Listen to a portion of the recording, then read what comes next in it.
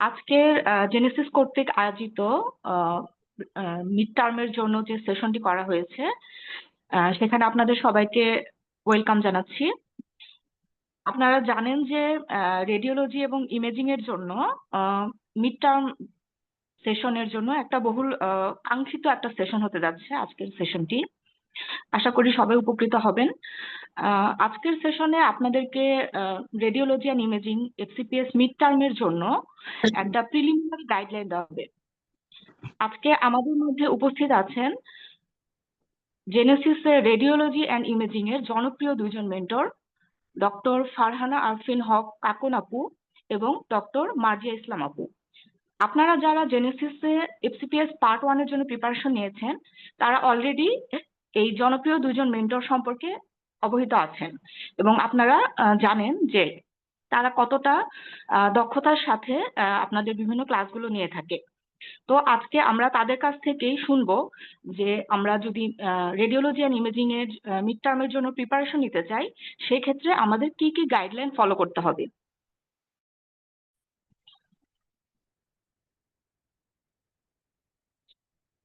প্রথমেই আমি ডক্টর কাকন আপুকে অনুরোধ করব, আপু আপনাদেরকে কিছু গুরুত্বপূর্ণ গাইডলাইন দিবেন এফসিপিএস রেডিওলজি অ্যান্ড ইমেজিং এর মিড টার্ম সেশন সম্পর্কে। আপু। ধন্যবাদ তামান্না। আমার কথা শোনা যাচ্ছে? জি আপু, আমি শুনতে পাচ্ছি। বাকিরা কি শুনতে পাচ্ছেন একটু কাইন্ডলি জানাবেন। হ্যাঁ, শোনা যাচ্ছে কথা? হ্যাঁ আপু, শোনা যাচ্ছে। আচ্ছা, তো আহ, তামান্নাও কিন্তু আমার সাথে এবার মিড টার্ম পাস করেছে, ঠিক আছে? তো তামান্নারও experience-টা শুনবো। আর মার্জিয়া তো 6 মাসের সিনিয়র হয়ে গেছে। ও আমাদের যে 6 মাস আগে পাঠিয়েছে। তো আজকের সেশনটা একদম ইনফর্মাল সেশন। এটা কোনো মানে আপনাদের যেহেতু আমাদের পার্ট 1-এ যেরকম ছিল যে আমাদের কোনো গাইডলাইন নাই, এখন আমরা কিন্তু অনেক গাইডলাইন পাই পার্ট 1-এ, তাই না?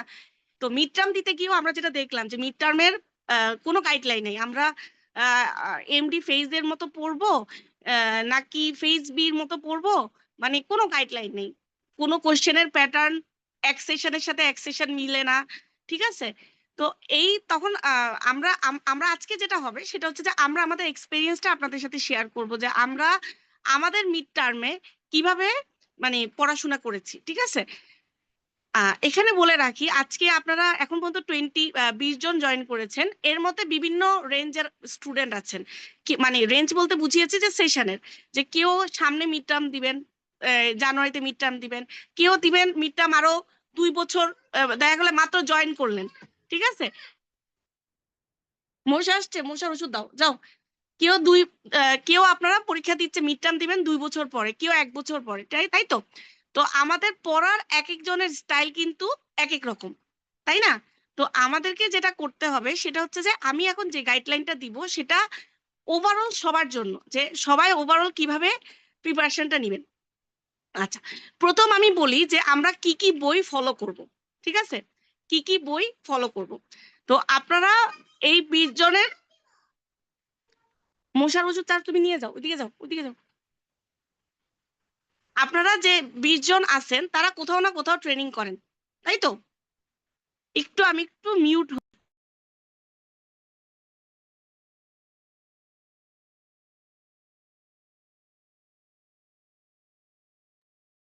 সম্মানিত ডাক্তারদের অনুরোধ করব কিছুক্ষণ একটু অপেক্ষা করার জন্য। আপু আবার ব্যাক করবেন ইনশাল্লাহ। হুম, আচ্ছা, প্রথম বলি যে আমরা কোন কোন বই ফলো করব।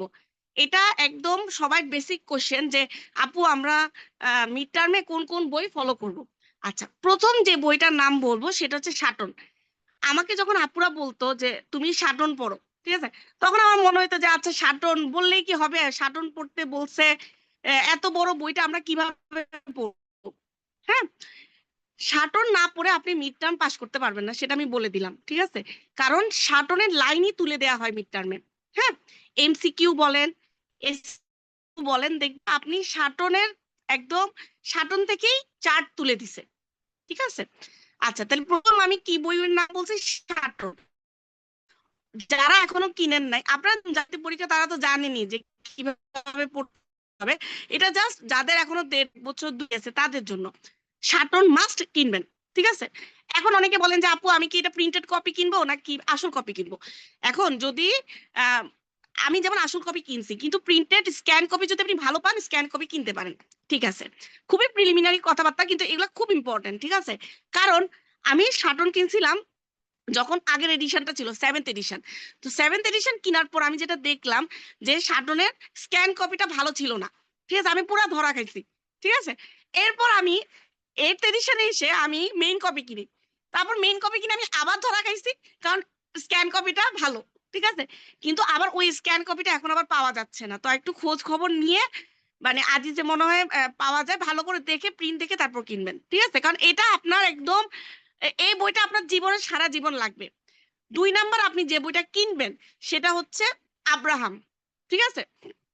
আমি খুবই কিপটা, আমি প্রথমে যেটা করছিলাম আব্রাহামের সফট কপি পড়া শুরু করছি। হ্যাঁ, সফট কপি পড়তে গিয়ে আমি যেটা দেখলাম যে আব্রাহাম এমন একটা বই যেটাতে আপনাকে অ্যানাটমি প্রত্যেকটা জিনিস খুঁটায় খুঁটায় পড়তে হবে, ঠিক আছে?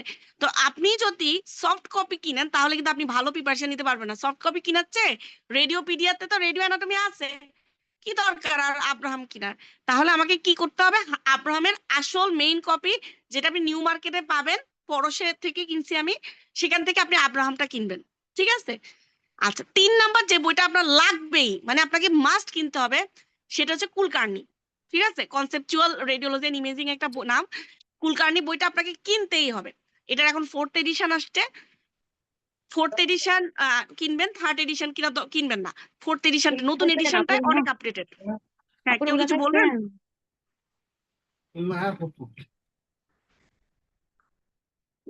আচ্ছা, তো 4th এডিশনটাই কিনবেন, ঠিক আছে? কুলকার্নির 4th এডিশনটা কিনবেন। এই 3টা বই আপনি মাস্ট কিনবেন, ঠিক আছে? আমি বললাম আপনাকে যে আমি কিপটা, তো আমি কিন্তু অনেক মানে আহ, মানে যেগুলো যেগুলো একদম মাস্ট আমার লাগবে, কারণ বই কিনে আমি রেখে দিলে তো হবে না, আমার পড়তে হবে তো, তাই না? এই 3টা বই আপনি মাস্ট মাস্ট মাস্ট আপনাকে কিনতে হবে, ঠিক আছে? আচ্ছা, এরপর আমি যেটা করতাম পিডিএফ পড়তাম রায়ানের, আর হচ্ছে রায়ানের পিডিএফটা পড়তাম, চ্যাপম্যানের কন্ট্রাস্টটা পড়তাম, ঠিক আছে? কন্ট্রাস্টের পিডিএফটা পড়তাম, ক্লার্কের পজিশনিং পিডিএফটা। এই 3টা পিডিএফ আমি আমার কাছে মানে আমি মোবাইলে রেখে দিছি। হ্যাঁ, তো এই 3টা পিডিএফ আমি পড়বো। আচ্ছা, আর আপনারা আমাকে অনেকে জিজ্ঞেস করেন যে আপু খাতা কোনটা পড়বো, ঠিক আছে? আমি বলবো যে আমরা এখন কোনো বিথি, তারপরে হচ্ছে যা আছে খাতা, কনভেনশনাল খাতা পাতা যা যা আছে আমরা এগুলো কিনবো না। আমরা কন্ট্রাস্টের একটা খাতা কিনবো, সেটা হচ্ছে আতিয়াপুর খাতা, ঠিক আছে? এখন কথা হচ্ছে খাতা কন্ট্রাস্টের অনেক রকমের খাতা আছে, ঠিক আছে? মানে মাহিনাপুর খাতা, আতিয়াপুর খাতা, আরো দেখবেন যে নতুন নতুন অনেক খাতা বের হচ্ছে। আমি আপনাদেরকে বলবো আমরা পড়ছি আতিয়াপুর খাতা, আমাদের ডিএমসির আমরা সবাই মোটামুটি আতিয়াপুর খাতাটাই পড়ছি। তো আপনাদেরকে আমি যেটা বলবো যে খাতা, কন্ট্রাস্টের খাতা কোনটা পড়বেন সেটা ডিপেন্ড করে আপনার ইনস্টিটিউশনে আপুরা মানে ফেজের আপুরা কোনটা পড়তেছে, সেটা একটু ম্যাচ করে তারপর পড়বেন, ঠিক আছে? আচ্ছা, এখন দেখেন কন্ট্রাস্টের যে খাতায় আপনি পড়েন আপনার যেটা লাগবে সেটা হচ্ছে অবশ্যই আপনার ইনস্টিটিউশনে যে কন্ট্রাস্ট হয়, যে কন্ট্রাস্টের প্রসিডিউর গুলো আপনাকে দেখতে হবে। কারণ পরীক্ষার সময় স্যাররা জিজ্ঞেস করে যে তুমি যেটা বলছো সেটাতে স্ট্যান্ডার্ড, বাট তোমার ইনস্টিটিউশনে কি স্ট্যান্ডার্ডটাই হয়? তোমার ইনস্টিটিউশনে সাপোজ আমরা একটা পেডিয়াট্রিক কন্ট্রাস্ট ডোজ দিই 1 ml পার কেজি বডি ওয়েট। এখন স্যার তোমাকে আপনাকে জিজ্ঞেস করবে, ঠিক আছে আপনি যেটা বলছেন সেটা ঠিক আছে স্ট্যান্ডার্ড, বাট আপনার ইনস্টিটিউশনে একটা বাচ্চা যখন আসবে কন্ট্রাস্ট করাইতে, তখন তাকে কতটুকু কন্ট্রাস্ট দেন আপনি? তো আপনি যদি আপনার ইনস্টিটিউশনে না দেখেন তখন তো আপনি ধরা খেয়ে গেছেন, তখন স্যারের কি হবে, এক্সপ্রেশনই তো চেঞ্জ হয়ে যাবে। আচ্ছা, যেটা তারপর বলবো সেটা হচ্ছে যে আপনারা আজকে যারা 20 জন আছেন, শুধু 20 জন না, যারা যারা এখন নাইও অনলাইনে মানে দেখতেছেন না, আমি আপনাদেরকে সবাইকে বলবো যে আপনারা অবশ্যই সবাই মিড টার্ম পাস করবেন, কারণ মিড টার্ম পাস করা ইজি, ঠিক আছে? কারণ আমরা যারা মিড টার্ম পরীক্ষা দিচ্ছি তারা কিন্তু সবাই কি করি, ট্রেনিং করি। আর ট্রেনিং পিরিয়ডে আমরা কিন্তু না চাইলেও একটা মানুষ যদি সকালবেলায় ট্রেনিং এর 10টার সময়ও ট্রেনিং এ পৌঁছায়, তাকে কিন্তু কিছু না কিছু কাজ ধরায় দেওয়া হয় না? আপনারা তো সবাই জানেন যে হ্যাঁ এই ধরো তোমাকে 10টা এক্সরে করো, তুমি এই 5টা সিটি লিখে ফেলো, ধরায় দেওয়া হয়। তো এই মানে এটা কমপ্লিট করতে হইলেও কিন্তু আপনাকে কিছু রেসিডুয়াল নলেজ গেইন করতে হয়, তাই না? তাহলে বলবেন যে আপু তাহলে মিড টার্ম যদি পাসই করি, বসে বসে আপনার ক্লাসগুলো আপনার কথাগুলো শুনতেছি কেন? শুনতেছেন কেন? কারণ মিড টার্ম ফেস করা আমার কাছে মনে হচ্ছে সবচেয়ে বেশি হার্ডেস্ট টাফেস্ট মানে কাজ, যে মিড টার্ম পরীক্ষা দিতে যাচ্ছি, মিড টার্ম ফেস করতেছি। আমি যেটা আমার কাছে যেটা মনে হয়েছে পার্সোনালি, ঠিক আছে, মিড টার্মের যে রিটেন, হ্যাঁ রিটেন পড়তে গিয়ে আমি দেখলাম যে আমি রিটেন কি পড়বো, আসবে কি রিটেন, আমি কি ওইটা পারবো? ঠিক আছে, কারণ আমার তো কোনো আচ্ছা ঠিক আছে, আমি আমার হাতে আছে একটাই অস্ত্র, সেটা হচ্ছে প্রিভিয়াস ইয়ারের কোশ্চেন গুলা। আচ্ছা ঠিক আছে, আমি প্রিভিয়াস ইয়ারের কোশ্চেন গুলো পড়ে গেছি। ওমা এই সেশনে যেটা হয়েছে, প্রিভিয়াস ইয়ারের কোশ্চেন টোশ্চেন পড়ে গিয়ে একদম ছাড়খাড়। আমি মনে হয় প্রিভিয়াস ইয়ারের কোশ্চেন 5 বার রিভিশন দিছি, মনে হয় 5 বারের উপরে মনে হয় রিভিশনই দিছি খালি প্রিভিয়াস ইয়ারের কোশ্চেন। গিয়ে দেখি একটা কোশ্চেনও কমন পড়ে নাই। তাইলে দেখেন আমি একটু নার্ভাস হয়ে যাব, তাই না? আচ্ছা, তাহলে আমি পড়বোটা কি? হ্যাঁ, এই যে নার্ভাসনেস, আমার কাছে মনে হচ্ছে মিড টার্মে এই জিনিসটা সবচেয়ে বেশি আমার কাছে টাফ লাগছে। মানে দিনটা কাটতেছেই না, ঠিক আছে, এই এমসিকিউ পরীক্ষা দিয়ে আসছি, ঠিক আছে, এবার কালকে এসিকিউ পরীক্ষা, আরে দিন তো কাটেই না, ঠিক আছে। তারপর যখন অস্কি আসছে তখন তো মনে হচ্ছে মরেই যাবো আজকে, ঠিক আছে, কি দিব, ঠিক আছে। এই যে বড় বড় স্যারদেরকে ফেস করা এবং স্যারদের কোশ্চেনের মানে আনসার দেওয়া, ঠিক আছে, কারণ আপনি দেখবেন যে 5টা বোর্ড থাকবে, 5টা বোর্ডে হয় 2জন করে টিচার থাকবে, হয় দুইজন করে স্যার, 2জন করে মানে স্যার ম্যাডাম যাই বলেন 2জন করে থাকবেন, অথবা একজন স্যারের কাছে 2টা করে ফিল্ম থাকবে। মানে আপনাকে 2টা করে ফিল্মের আনসার দিতে হবে, সময় হচ্ছে 10 মিনিট, ঠিক আছে। তো এখন এই 10 মিনিটের মধ্যে আপনি আনসার দিতে পারলেন কিনা, স্যার ম্যাডাম খুশি হইলো কিনা, আর 10 মিনিট শেষ, বেল বাজছে, আপনি চেঞ্জ করে ফেলবেন, আপনি অন্য স্টেশনে চলে যাবেন। এটা কিন্তু অস্কি মানে ভাইবা, এটা কিন্তু অসপি না। আমরা যেমন অসপিতে কি করতাম, চেঞ্জ করে ফেলতাম স্টেশন, ঠিক একই রকম কিন্তু আপনার অস্কিতেও করতে হয়, ঠিক আছে। এখন এই যে চেঞ্জ করে ফেলবেন, এই 10 মিনিটের মধ্যে আপনার কি ওই আনসারটা মাথায় আসছে কিনা, স্যার ধরেন বললো আল্লাহ কি বললো আনসার, এই যে এই এক্সপ্রেশন গুলো স্যারের, এবং এটা কিন্তু মাথায় থেকে যায়, বুঝছেন, পরের স্টেশনে গিয়ে কিন্তু মাথা ঘুরায়, আরে মানে আগের স্টেশনে কি আনসার দিয়ে আসছি। আমার যেটা হয়েছে, আমার যে প্রথম স্টেশন খুব ভালো হয়েছে, সেকেন্ড স্টেশনে আমার কাছে মনে হচ্ছে আমি পুরা হয়ে গেছি, ব্ল্যাঙ্ক হয়ে গেছি, ঠিক আছে। পরের স্টেশনে গিয়ে আমার ওই স্টেশনটাই মাথায় ঘুরতেছে, আর ওই স্টেশনে আমি কি আনসারটা দিয়ে আসছিলাম। তো এই জিনিসগুলা ফেস করাটা হচ্ছে আমার কাছে মনে হচ্ছে মিড টার্মের সবচেয়ে টাফেস্ট মানে সময়টা, ঠিক আছে। আচ্ছা, এখন আসি আমরা আবার পড়াশোনায় ব্যাক করি। হ্যাঁ, আমাদের মিড টার্মে মাস্ট আমরা কি কি পড়ে যাইতে হবে, সেটা হচ্ছে আপনাকে প্রথম আমি যেটা বললাম, সাটন আপনাকে পড়ে যাইতে হবে, ঠিক আছে।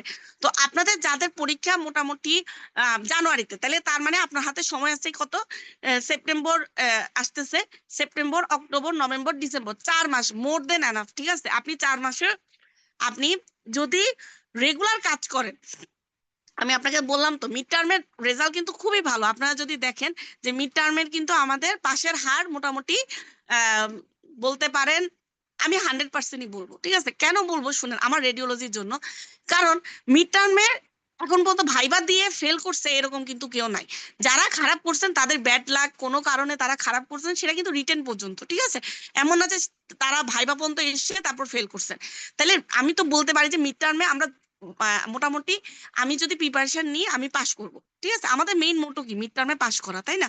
আচ্ছা, এরপর আসেন আমরা আগে আমি বলি যারা চলে আসছে পরীক্ষা তাদের জন্য, ঠিক আছে। যাদের পরীক্ষা চলে আসছে তারা আপনারা এখন কি করবেন, তারা আপনারা যেটা করবেন, আপনাদের প্রত্যেকটা টপিক, আমাদের মোট 7 থেকে 8টা টপিক আছে, ঠিক আছে। রেসপিরেটরি, কার্ডিওভাস্কুলার, অ্যাবডোমেন, তারপর হচ্ছে হেপাটো বিলিয়ারি, তারপরে হচ্ছে উইমেন, রেনাল, তারপর MSK, head brain, head neck, 9টা টপিক আছে আমাদের, ঠিক আছে।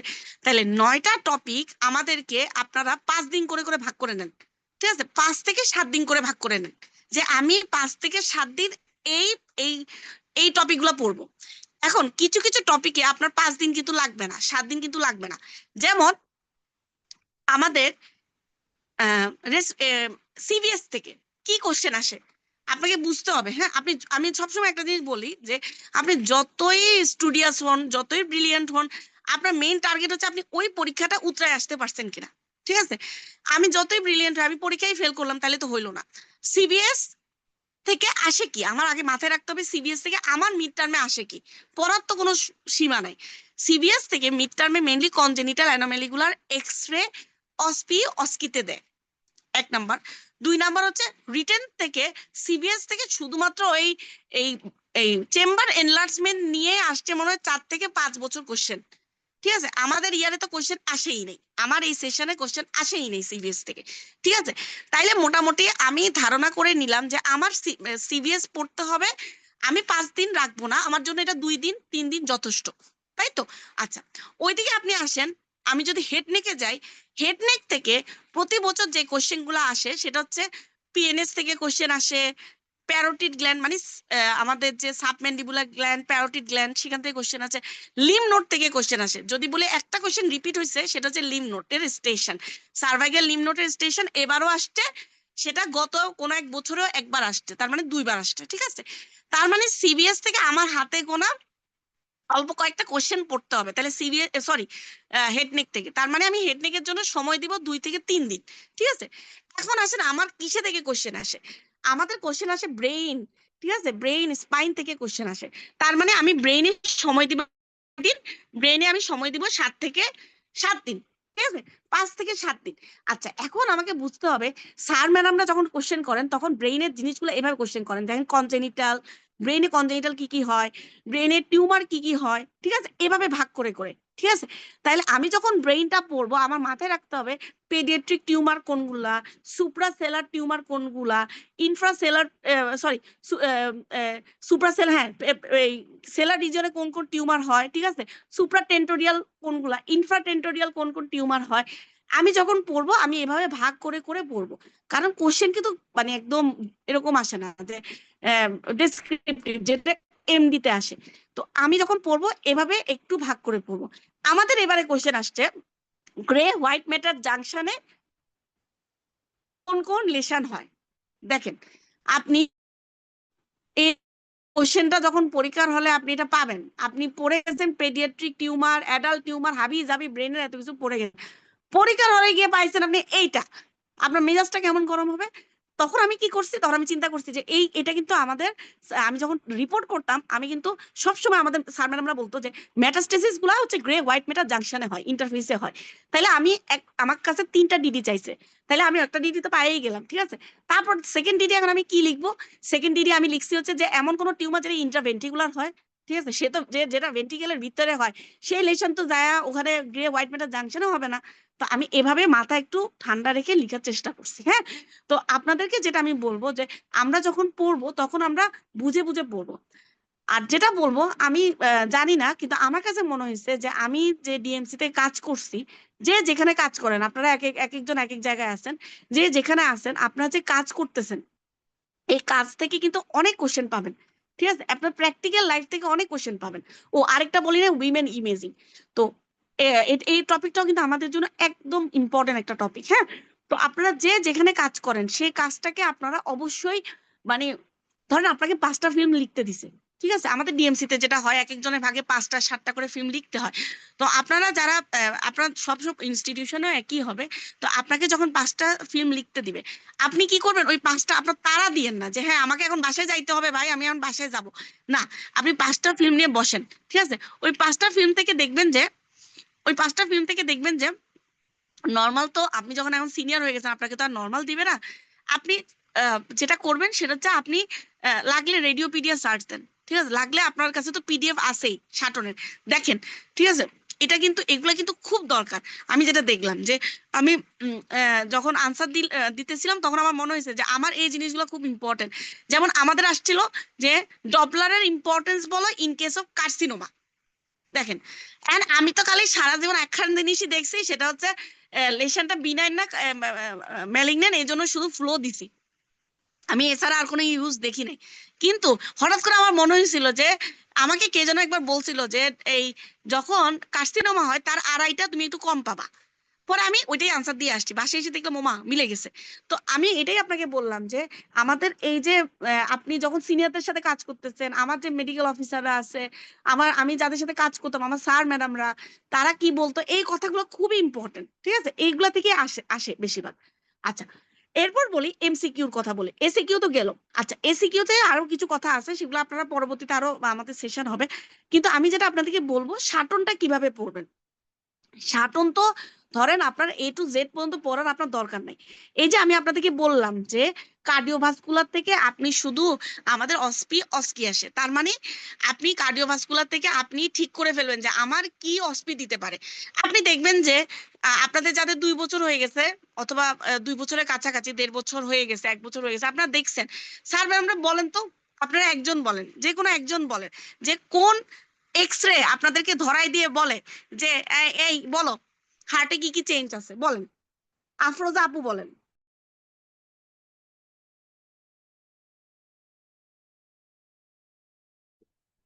এসডি এসডি সবচেয়ে বেশি দেয় আমাকে। তাই না? বলেন আপু। এএসডি ফিল্ম বেশি দেয়, তাই না? তার মানে আপনি বুঝে গেছেন যে আমাদেরকে যদি কার্ডিওভাস্কুলার থেকে পড়তে হয়, আপনাকে কখনো পিডি এর একটা ফিল্ম এনে বলবে না যে এই পিডি এর ফিল্মটা এই বলো, ঠিক আছে? কারণ পিডি এর ফিল্ম এগুলা এগুলা আমার লেভেলে দিবে না, ঠিক আছে? আমার লেভেলে দিবে এসডি, এমএস, ঠিক আছে? এই দুইটা দিবে। মাঝে মাঝে ভিএসডি দিতে পারে, আইসেনমেন্টাল সিনড্রোম, পালমোনারি হাইপারটেনশন, ঠিক আছে, পালমোনারি হাইপারটেনশন, ঠিক আছে, এসব এসব ফিল্মগুলো দিবে, ঠিক আছে? তো আমি যখন পড়বো, এগুলো পড়তে আপনার কতক্ষণ লাগবে আপনি আমাকে বলেন? বেশিক্ষণ কিন্তু লাগবে না, তাই না? এটার জন্য কি আপনি সাটন পুরাটা পড়বেন না? এটা এটা আপনি দেখবেন যে এটা আমার ভালো কোথায় আছে। তো আপনি দেখবেন যে এক্স রে এই অস্পির জিনিসগুলো আবার ভালো আছে হচ্ছে কোথায়? ভালো আছে আমাদের বিভিন্ন অস্পির বই পাওয়া যায়, ঠিক আছে? যেমন উবায়েত, তারপরে হচ্ছে এখন শাহনেওয়াজ ভাইয়ার বই, অনেক বই আছে, কিন্তু এগুলো ডিপেন্ড করতেছে হচ্ছে আপনার আপনার ইনস্টিটিউশনে বড় আপুরা কোন বইটা পড়তেছে সেটা একটু ফলো করিয়েন, ঠিক আছে? গেল। আর সেকেন্ড হচ্ছে এই সময় তাইলে আহ, আপনাকে যেটা বললাম যে আহ, আপনাকে বুঝতে হবে যে কোন টপিকগুলো আপনার বেশি কোশ্চেন আসে। এরপর দেখেন রেসপিরেটরি যখন পড়বেন, হ্যাঁ, অবশ্যই 7th এডিশন থেকে প্রথম চ্যাপ্টারটা পড়ে নিবেন। কারো কাছে 7th এডিশনের বইটা যদি না থাকে, অবশ্যই যাদের আছে তাদের কাছে ফটোকপি করে নিলেন, অথবা পিডিএফ যদি থাকে ওখান থেকে বের করে নিলেন, অথবা পিডিএফ পড়লেন, ঠিক আছে? কারণ আমাদের যে নতুন এডিশন আছে 8th এডিশন, সেখানে কিন্তু এক্স-রে খুবই কম দেওয়া এক্স-রে, হ্যাঁ। এক্স-রে যেহেতু খুবই কম, কিন্তু আমাদের পরীক্ষায় কিন্তু এখনো কনভেনশনাল এইসব এক্স-রে দিয়ে, ঠিক না? 7th এডিশনে যেটা আছে, প্রথম যে চ্যাপ্টারটা আছে রেসপিরেটরি সিস্টেমের, বুঝছেন, নর্মাল চেস্ট, বিশ্বাস করেন ওখান থেকে আপনার কোশ্চেন আসবে, ঠিক আছে? 8th এডিশনে ওইটা একটু দেওয়া আছে, ছড়ায় ছিটায় আছে, বুঝছেন? 7th এডিশনে ওই একটা চ্যাপ্টারের মধ্যেই সব দেওয়া আছে। তো আমি যেটা করছি, আমি ওটা পিডিএফটা আমি 7th এডিশন থেকে পড়ছি। তা কার্বি বি লাইন কোথায় পাবেন, এ লাইন কোথায় পাবেন, ঠিক আছে, রেডিও অপেক টেস্ট, একদম কমন কোশ্চেন, এগুলো না পারলে কিন্তু একদম শেষ, ঠিক আছে? স্যার ম্যাডামরা ভাই তখনই আপনাকে বকা দিবে। এরপর আসেন, তাইলে আর হচ্ছে শাটনের কোনো চার্ট মিস দেওয়া যাবে না। শাটনের কোনো চার্ট মিস দেওয়া যাবে না। যে চার্টগুলা মোটামুটি কজোলজি, ঠিক আছে, কজোলজির চার্টগুলো আপনাকে মিস দিতেই পারবেন না। আচ্ছা, একটু অনেকে জিজ্ঞেস করে এমএসকে থেকে আমরা কি পড়বো? এমএসকে এমনি কঠিন। এমএসকে থেকে আমাদেরকে যেটা দেয়, মোটামুটি 2-3 বছর যেটা দিছে, আর্থ্রাইটিস থেকে কোশ্চেন আসছে এমএসকে রিটেনে, আর অস্টিওমাইলাইটিস থেকে কোশ্চেন আসছে, আর টিউমার থেকে আপনাকে ফিল্ম দিতে পারে, ঠিক আছে? টিউমার থেকে অস্টিওসার্কোমা মোটামুটি প্রতিবারই দেয়, অস্টিওসার্কোমা, তারপর ইউইং সার্কোমা, এই জিনিসগুলো। এবং এগুলা এমএসকে ফিল্ম বলার কিন্তু একটা সুন্দর একটা মানে একটা কি বলবো সিকোয়েন্স আছে, তাই না? আমরা কর্টেক্সের কি অবস্থা, পেরিওস্টাল রিয়েকশন আছে কিনা, মেডুলার কি অবস্থা, সফট টিস্যুর কি অবস্থা, ঠিক আছে, তারপরে হচ্ছে ক্যালসিফিকেশন আছে কিনা, এভাবে সুন্দর করে কিন্তু আমরা ডেসক্রিপশনটা বলবো, ঠিক আছে? আচ্ছা, এরপর বলে এমসিকিউ। হ্যাঁ, এমসিকিউর ক্ষেত্রে আমরা যেটা করছি সেটা হচ্ছে যে আপনি এমসিকিউ পড়ে আপনি শান্তি পাবেন না। আমি যেটা করছি সেটা হচ্ছে যে এমসিকিউ কুলকার্নি কনসেপচুয়াল যে রেডিওলজি এন্ড ইমেজিং বইটা আছে, সেটার পিছনে প্রত্যেকটা চ্যাপ্টারের পিছনে কিন্তু কোশ্চেন এমসিকিউ দেওয়া আছে, আপনারা কেউ পড়ছেন কিনা। আমি প্রতিটা চ্যাপ্টার পড়ার পর ওই এমসিকিউ গুলো সলভ করছি, ঠিক আছে? কিন্তু আমি ওই এমসিকিউ গুলা থেকে কি কোনোটাই কমন পাইনি, কিন্তু আমার কনসেপশনটা ক্লিয়ার হয়েছে এবং কনফিডেন্সটা গ্রো হয়েছে যে হ্যাঁ, এমসিকিউ আমি পারবো, ঠিক আছে? ঠিক আছে, তাহলে এমসিকিউর ব্যাপারে আপনাদেরকে যেটা বলবো সেটা হচ্ছে এই পড়াগুলোর মধ্যেই আসবে। যেমন আমার প্রথম এমসিকিউ আসছে হচ্ছে কি, যে একটা সিনারিও দেওয়া আছে, দেওয়ার পর বলছে যে আপনি এখন কোন বেস্ট ইমেজিং করবেন। এমসিকিউ গুলো বেশিরভাগই মানে আমাদের তো এসবি এমসিকিউ না, এসবি এগুলা বেশিরভাগই হবে হচ্ছে বেস্ট ইমেজিং, বেস্ট মডালিটি, কোনটা করবেন এটাই বেশি কোশ্চেন আসে। ঠিক আছে, তাইলে আপনাকে এটার জন্য কি করতে হবে, কাজ তো করতেই হবে, সাথে যেটা করতে হবে আপনি এগুলো যদি সলভ করেন তাইলে আপনি কমন পাবেন। আচ্ছা, কুলকার্নি বইটা নিয়ে একটু বলি। বইটা আমার অনেক প্রিয় একটা বই, এটা আমি অনেক আগে থেকে পড়ছি, আমি 3rd এডিশনটাও পড়ছিলাম। তো কুলকার্নির বইটা হচ্ছে যে, কুলকার্নি বইটাতে যেটা হয়, সে হচ্ছে একদম নোট বইয়ের মতো।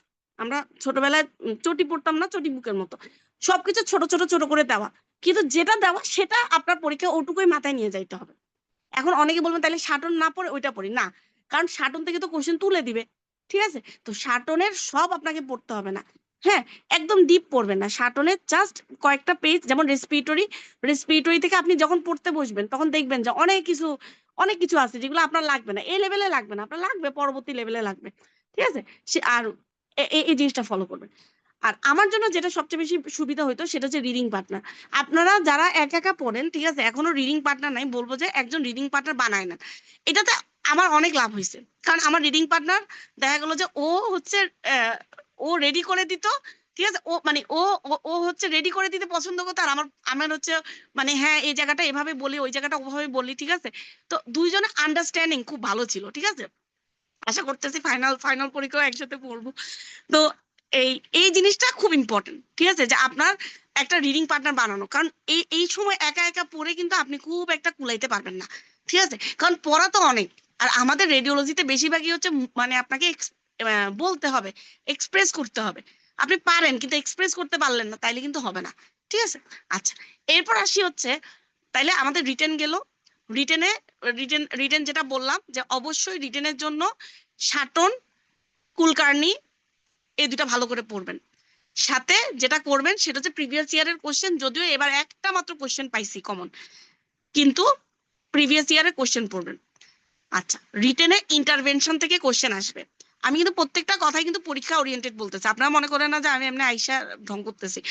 ইন্টারভেনশন থেকে কোশ্চেন আসবেই, এটা আগের বছরে আসে নাই, আমাদের বছর থেকে বলছে যে ইন্টারভেনশন থেকে তোমাদের কোশ্চেন আসবেই, ইন্টারভেনশন থেকে তোমাদের কোশ্চেন আসবেই।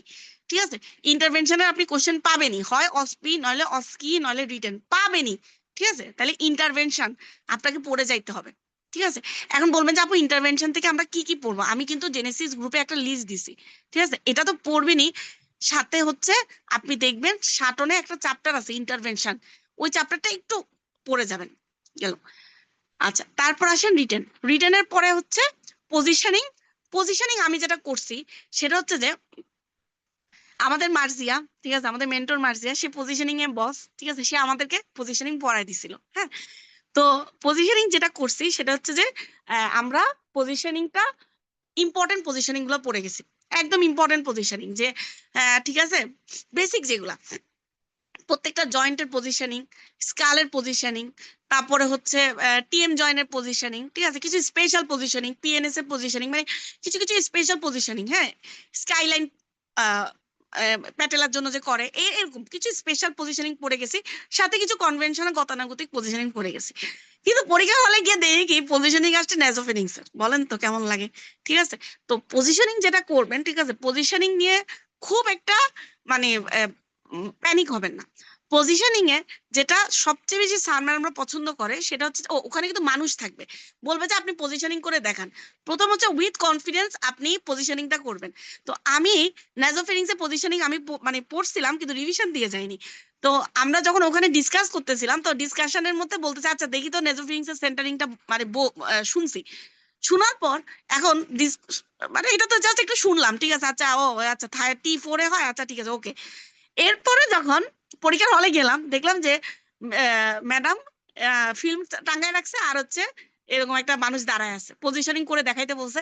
তো ওই যে ফিল্মটা টাঙ্গানো সেটা যে ন্যাজোফেনিংস এর ফিল্ম, সেখানে দেখলাম যে পেশেন্টটা হা করে আছে। তো আমিও পেশেন্টকে, ওই যে লোকটা দাঁড়ায় আছে তাকে বললাম যে হ্যাঁ বাবা, প্রথমে একটু ভাব নিলাম, বুঝছেন, এমনি তো কিছু মানে ধরেন নেজোফেরিংস অত ভালো পড়ে যায়নি, ভাব নিলাম যে বাবা আপনার আমি ডাক্তার, আমি ডাক্তার পরিচয় দিই না, আমি বলছি আমি আজকে এখন আপনার একটা এক্স রে করবো একদম ছোটবেলায়, বুঝছেন না, টাইম পাস, বুঝছেন। আপনার এখন একটা এক্সরে করব, আপনি বাবা আপনার গলায় কিছু আছে কিনা, ঠিক আছে। প্রথমে পেশেন্টের বললাম যে গলায় কোনো চেইন টেন আছে কিনা, বলে না, তাহলে শার্টটা একটু এরকম খুললেন, ঠিক আছে, খুলে একটু মানে গলাটা আপনার ভালো করে দেখতে হবে। আচ্ছা, তারপর পেশেন্টটাকে আমি কি করছি, এক্সরের দিকে তাকাইছি আর পেশেন্টটাকে ওভাবেই পজিশনিং করছি। আর সেন্টারিং তো আমি বাইরে থেকে শুনেই আসছি, ঠিক আছে, সবাই যখন ডিসকাস করতেছে। সো ব্যাপারটা কিরকম যে পরীক্ষার হলে ম্যাডাম কিন্তু খুবই খুশি যে আমি পেশেন্টটাকে বললাম, সালাম দিছি, আবার যাওয়ার সময় বলছি যে হ্যাঁ আপনার পরীক্ষা শেষ, আপনি এখন যেতে পারেন, ঠিক আছে। তো আপনার অ্যাপ্রোচিংটা ইম্পর্টেন্ট, ঠিক আছে, আপনি কত সব তো পরে মাথার মধ্যে নিয়ে যাওয়া যাবে না। তো পজিশনিং এর ব্যাপারে যেটা বলবো, যাদের পরীক্ষা মোটামুটি সামনে চলে আসছে তারা 1 মাস আগে পজিশনিং পড়বেন, এর আগে পড়বেনই না। আমি আপনাদেরকে বললাম, বড়জোর যেটা করতে পারেন, একবার একদিন আপনার রিডিং পার্টনারের সাথে বসে একবার রিডিং পড়ে রাখতে পারেন, ঠিক আছে, যে আচ্ছা শুন এটা এটা এটা এটা এটা এটা, ঠিক আছে। আর পজিশনিং অবশ্যই কাউকে দাঁড় করায় তারপর করবেন। যেমন আমার রিডিং পার্টনার আমাকে দাঁড় করায়, সে সে বলতো, তবে আমি ওকে দাঁড় করায় আমি বলতাম, ঠিক আছে। কারণ অথবা যদি কেউ নাও বলতে পারেন, বাসায় যদি যাদের হাজবেন্ড আছে হাজবেন্ডকে দাঁড় করায় দিবেন, যাদের ওয়াইফ আছে ওয়াইফকে দাঁড় করায় দিবেন, যাদের বাচ্চা আছে তাদের বাচ্চা দাঁড় করায় দিবেন। কিন্তু পজিশনিং কখনো মুখস্থ করে যাবেন না, কারণ ওখানে আপনাকে ডামি দেওয়া থাকবে, ঠিক আছে। পজিশনিংটা আপনাকে আহ, দেখে দেখে বলতে হবে। তারপর যেটা সেটা হচ্ছে মেমো। মেমো যার যার ইনস্টিটিউশনে মেমোর প্রসিডিউরটা অবশ্যই দেখবেন, কারণ এক সেশনে কিন্তু মেমোর প্রসিডিউর আসছিল। তো মেমোর প্রসিডিউর আসলে তো আপনারা পারবেন না। মেমো কিন্তু আপনাকে আপনাকে দামি দেওয়া থাকে, পুতুল দেওয়া থাকে, কিছু না কিছু দেওয়া থাকে, ঠিক আছে, অথবা মানুষও দেওয়া থাকে। সো এটা কিন্তু পজিশনিং আপনাকে করায় দেখাইতে হবে, ঠিক আছে। ছেলে মেয়ে নির্বিশেষে সবাই কিন্তু মেমোটা একদিন হইলেও দেখবেন, ঠিক আছে, পরীক্ষার আগে হইলেও দেখবেন, ঠিক আছে। গেল। তাহলে পজিশনিং আমি যাদেরকে সবাইকে মানে আমি সবাইকে বলবো, পজিশনিং আপনারা পরীক্ষার আগে আগে পড়বেন, ঠিক আছে। পজিশনিং এখন পড়ে আপনার মাথা গরম হয়ে যাবে, আপনার মনে থাকবে না, কিচ্ছু মনে থাকবে না, হ্যাঁ। পরীক্ষার আগে আপনি পজিশনিং পড়বেন। এখন আপনারা রিটেনটা পড়েন, রিটেনটা পড়েন, একদিন আপনারা পজিশনিং পড়বেন। এবার আসেন অস্কিপ, ঠিক আছে। অস্কির সরি সরি কন্ট্রাস্ট, হ্যাঁ। কন্ট্রাস্টের ব্যাপারে যেটা বলবো, কন্ট্রাস্ট নিয়ে স্যার ম্যাডামরা কিন্তু খুবই মানে খুবই তাদের এটা প্রিয় একটা টপিক। কন্ট্রাস্ট খুবই প্রিয় স্যার ম্যাডামদের, ঠিক আছে, মানে এই টপিকটা তাদের অনেক প্রিয়। আমার প্রথম বোর্ডটাই ছিল আইবিইউ আর হচ্ছে আরজিইউ এমসিইউ, ঠিক আছে। কি ছিল আপনারা শুনেন, প্রথমে ছিল হচ্ছে দুটা ফিল্ম দেখানো ছিল, আমাকে বলছে এটা কিসের ফিল্ম, তা আমি বললাম এটা আইবিইউর ফিল্ম। তা বলছে যে ডিসক্রাইব করো। ডেসক্রাইব করলাম, করার পর বলছে কি ফাইন্ডিং আছে বল, ঠিক আছে। তো যেটা ছিল হাইড্রোনেফ্রোসিস ছিল ডিউ টু পিউজি অবস্ট্রাকশন, ঠিক আছে। তো ওটা ডেসক্রিপশন বলছি, ঠিক আছে। তো আপনারা মনে করিয়েন না যে কন্ট্রাস্ট মানেই শুধু ডোজ পর্যন্ত আপনাদের জানতে হবে, না। আপনাদের যা যা ইনস্টিটিউট, কারণ 2 বছর কিন্তু এনাফ, আপনাকে কন্ট্রাস্টটা এটলিস্ট পারতে হবে, কন্ট্রাস্টের ফাইন্ডিং কিন্তু আপনাকে পারতে হবে। এবং কমন কমন কন্ট্রাস্টের ফাইন্ডিং গুলো পরীক্ষায় আসে, ঠিক আছে। যেমন আমাদের এবার রেট্রোগ্রেড নেফ্রোস্টোগ্রাম আসছে, ঠিক আছে। আমি ডিএমসি তে 2টা দেখছিলাম, এই জন্য মানে বেঁচে গেছি, হ্যাঁ। তো এই কন্ট্রাস্ট কিন্তু আপনাকে অস্কিতে দিবে, এবং এটা না পারলে কিন্তু হবে না, এটা আপনাকে পারতেই হবে। আপনি জুনিয়র, এটা কি আমরা পারার মতো না, আপনাকে কন্ট্রাস্ট পারতে হবে। এক্সরে কন্ট্রাস্ট ভুল করা যাবে না। সিটি আপনি ভুল করেন সমস্যা নেই, সিটি নিয়ে স্যার ম্যাডাম আমরা পারবো, ওটাও এক্সপেক্ট করে না। কিন্তু কন্ট্রাস্ট ভুল করা যাবে না, এটা তাদের খুব ফেভারিট একটা জিনিস। এবং কন্ট্রাস্ট আপনি কিচ্ছু বাদ দেওয়া যাবে না, আপনার প্যারোটিড গ্ল্যান্ড থেকে শুরু করে সাবম্যান্ডিবুলার গ্ল্যান্ড প্রত্যেকটাই আপনাকে লাগবে। আচ্ছা, পজিশনিং এবং কন্ট্রাস্ট নিয়ে আপনাদেরকে যেটা একটা বলবো, সেটা আমি যেটা করছি, ঠিক আছে, সেটা হচ্ছে আমার অনেক উপকার হয়েছে। সেটা ইউটিউবে আমি খুব ভিডিও দেখছি, ঠিক আছে, পজিশনিং এর ভিডিও। যে এই পজিশনিং এর ভিডিও আপনি দেখবেন যে ইউটিউবে বিশেষ করে ইন্ডিয়ান গুলা দেখবেন, ঠিক আছে। দেখবেন যে আহ, দেখলে আপনার আপনার জন্য সুবিধা হয়, মাথায় থাকে, ভিডিও দেখলে মাথায় থাকে, ঠিক আছে। তো আলটিমেটলি এই আর এমসিকিউ তো বললামই যে কমন জিনিসগুলাই আসবে। পজিশনিং থেকে আমাদের একটা কি দুইটা এমসিকিউ আসছে পজিশনিং থেকে, ঠিক আছে। পজিশনিং থেকে একটা কি দুইটা এমসিকিউ আসছে। আপনাদের কারো কোনো কোশ্চেন আছে কিনা?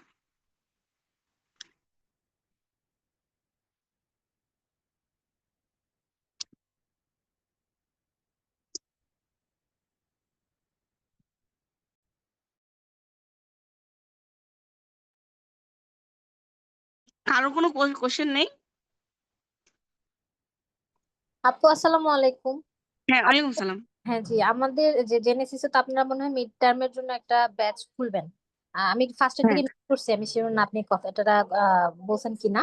যে আমাদের আসলে কবে থেকে আমরা এখনো হচ্ছে সেকেন্ড যে 6 মাস আর কি, মানে আমাদের 7-8 মাস 8 মাসের মতো হয়েছে আমরা ট্রেনিং এ জয়েন করেছি। তো কতদিন আগে হচ্ছে যদি আমরা আপনাদের জেনেসিসের কোচিং এ ভর্তি হই ইফেক্টিভ হবে আর কি? আসলে আমরা হচ্ছে এবার আমাদের প্ল্যান এখনো মানে প্ল্যান তো আছে শুরু করার, এখন কি এক্সাম ব্যাচ শুরু করবো যেহেতু আমাদের আর মাত্র 4 মাস আছে, তাই না? কিন্তু আমি আপনাদেরকে বলবো যে 6 মাস তো 6 মাসের জন্য করলে এনাফ। যদি আপনি আপনি যদি আপনার আপনি যদি আপনার ইনস্টিটিউশনে একটু পড়াশোনা করেন, একটু যদি রেগুলার থাকেন, 6 মাস আমার জন্য মনে হয় কি এনাফ, বুঝছেন? কারণ এর বেশি আপনি মিড টার্মের যারা দিছে তাদের, আমি যেমন যেটা করতাম আমি আপনাকে বলি, আমি আমি অথবা আমার ডিএমসি তে আমি যাদেরকে আপুদেরকে দেখি, ঠিক আছে, আপু ভাইয়াদেরকে দেখি পড়তেছি, পড়তেছি একদম 1 বছর 2 বছর ধরে পড়তেছি, কিন্তু এই পড়াটা কিন্তু কোনোটাই একদম মানে পরীক্ষার ওই ব্যাপারটা আসতেছে না। কিন্তু 6 মাস আগে হয় কি পরীক্ষার একটা ব্যাপার আসে যে হ্যাঁ ঠিক আছে আমার এখন পরীক্ষা সামনে, ঠিক আছে। তো আমি যেটা বলবো 6 মাসের আগে শুধু শুধু ভর্তি হওয়ার দরকার নাই। যদি আপনার মনে হয় যে আমার ইচ্ছা হইতেছে তাহলে আপনি ভর্তি হইতে পারেন, কিন্তু আমার মাঝে মনে হয় যে 6 মাস এনাফ। 6 মাসের বেশি দরকারই নেই, আপনি এখন পড়েন, ঠিক আছে। যেভাবে যেভাবে বলছি যে এই বইগুলো কিনেন। ও আব্রাহামের তো বললামই যে অ্যানাটমিটা দেখবেন, কিন্তু পরীক্ষার আগে যেটা করবেন আপনি, আপনারা যদি আব্রাহাম বইটা কিনে থাকেন দেখবেন একটা স্টার দেওয়া আছে, কয়েকটা ইমেজের পাশে স্টার দেওয়া আছে আর কয়েকটা ইমেজের পাশে নাই। যেগুলো স্টার দেওয়া সেগুলো মাস্ট করতে হবে। তো আপনি যখন এখনো ছোট, আপনার মাত্র 7-8 মাস হয়েছে, তাহলে আপনি এখন যেটা করবেন, আমার আপনার কাছে রিকোয়েস্ট, আপনারা যারা একদম নতুন তারা প্রথম হচ্ছে শাটন কিনবেন। যে যাই বলুক, অনেকে বলবে আরে তোর পরীক্ষা এখন অনেক দেরি, কি করতেছে এত তাড়াতাড়ি পড়ে কোনো লাভ নাই। না, আপনি পড়া শুরু করেন, ঠিক আছে। আপনি আজকে একটা এক্সরে পাইছেন, আপনি একটু গবেষণা করেন এক্সরেটা নিয়ে, হ্যাঁ আচ্ছা এটা তো প্লুরাল ইফিউশন বলতেছে, কেন প্লুরাল ইফিউশন, কেন মাস না কেন, ঠিক আছে। হ্যাঁ, আপনি না পারলে আপনার সিনিয়রকে জিজ্ঞেস করেন, এই গবেষণাগুলো এখন করবেন, ঠিক আছে। বাট পরের 6 মাসে গিয়ে আল্লাহর বস্তে গবেষণা করিয়েন না। তখন যেটা করতে হবে, তখন আপনাকে একদম ডিপলি পড়াশোনা করতে হবে 6 মাসে। জি আপু। আপু থ্যাংক ইউ। আর আরেকটা কোশ্চেন ছিল যে আপনি যে হ্যাঁ ক্লার্ক করতে বললেন যে একদিন, হ্যাঁ হ্যাঁ কিন্তু ক্লার্কটা হ্যাঁ অনেক মোটা বই, এটা একদিনে হ্যাঁ। কিভাবে শেষ করবো? শর্টকাট কোনো ওয়ে আছে? মানে কি পজিশনিং আপু? হ্যাঁ হ্যাঁ, পজিশনিং এর জন্য হ্যাঁ বললেন না একদিন, কিন্তু ক্লার্ক তো হ্যাঁ, অনেক না মোটা। ও আচ্ছা আচ্ছা, শুনেন শুনেন আপু, ওলা ঢং, ওলা ওই বই কই আমরা পড়বো না, ঠিক আছে। ওলা ঢং, এত দেখবেন যে দেখবেন হাতের অনেকগুলো পজিশনিং দেওয়া আছে, বললাম না আপনাকে যে এত পজিশনিং আপনার দরকার নেই, আমাদের এত পজিশনিং দরকার নেই, আমরা ইম্পর্টেন্ট পজিশনিং গুলা পড়বো, ঠিক আছে। যেমন আমি আপনাকে বলি, যেমন আপনি শোল্ডারের এপি পড়বেন, ল্যাটারাল পড়বেন, আর দেখবেন এখানে কোনো এই স্পেশাল কোনো পজিশনিং আছে কিনা, আছে দেখবেন যে ওয়াই পজিশনিং, হাবিজাবি পজিশনিং আছে, এক্সিলারি পজিশনিং, ক্ল্যাভিকল পজিশনিং, এই কয়েকটা জিনিস আপনি পড়বেন, ঠিক আছে। ক্লার্ক বই এটা না যে আমি ক্লাস প্রথম থেকে শুরু করে এমনি এমনি করে পড়বো না, ঠিক আছে। মানে জাস্ট এটারও কনসেপ্ট ইয়ে আছে, আমরা গ্রুপে লিখবো, আমি কয়েকটা পজিশনিং মনে হয় আপনাদেরকে দিছিলাম গ্রুপে, আবার দিব, ঠিক আছে। পজিশনিং এতগুলো পজিশনিং আমার লাগবে না, এবং স্যার ম্যাডামরাও কিন্তু এত পজিশনিং তারা শুনতে চায় না, ঠিক আছে। Just important important position.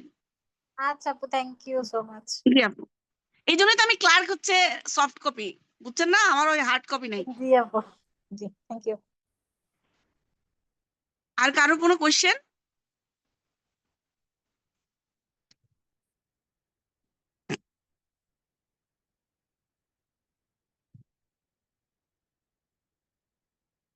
আর কারো কোনো কোয়েশ্চেন আছে?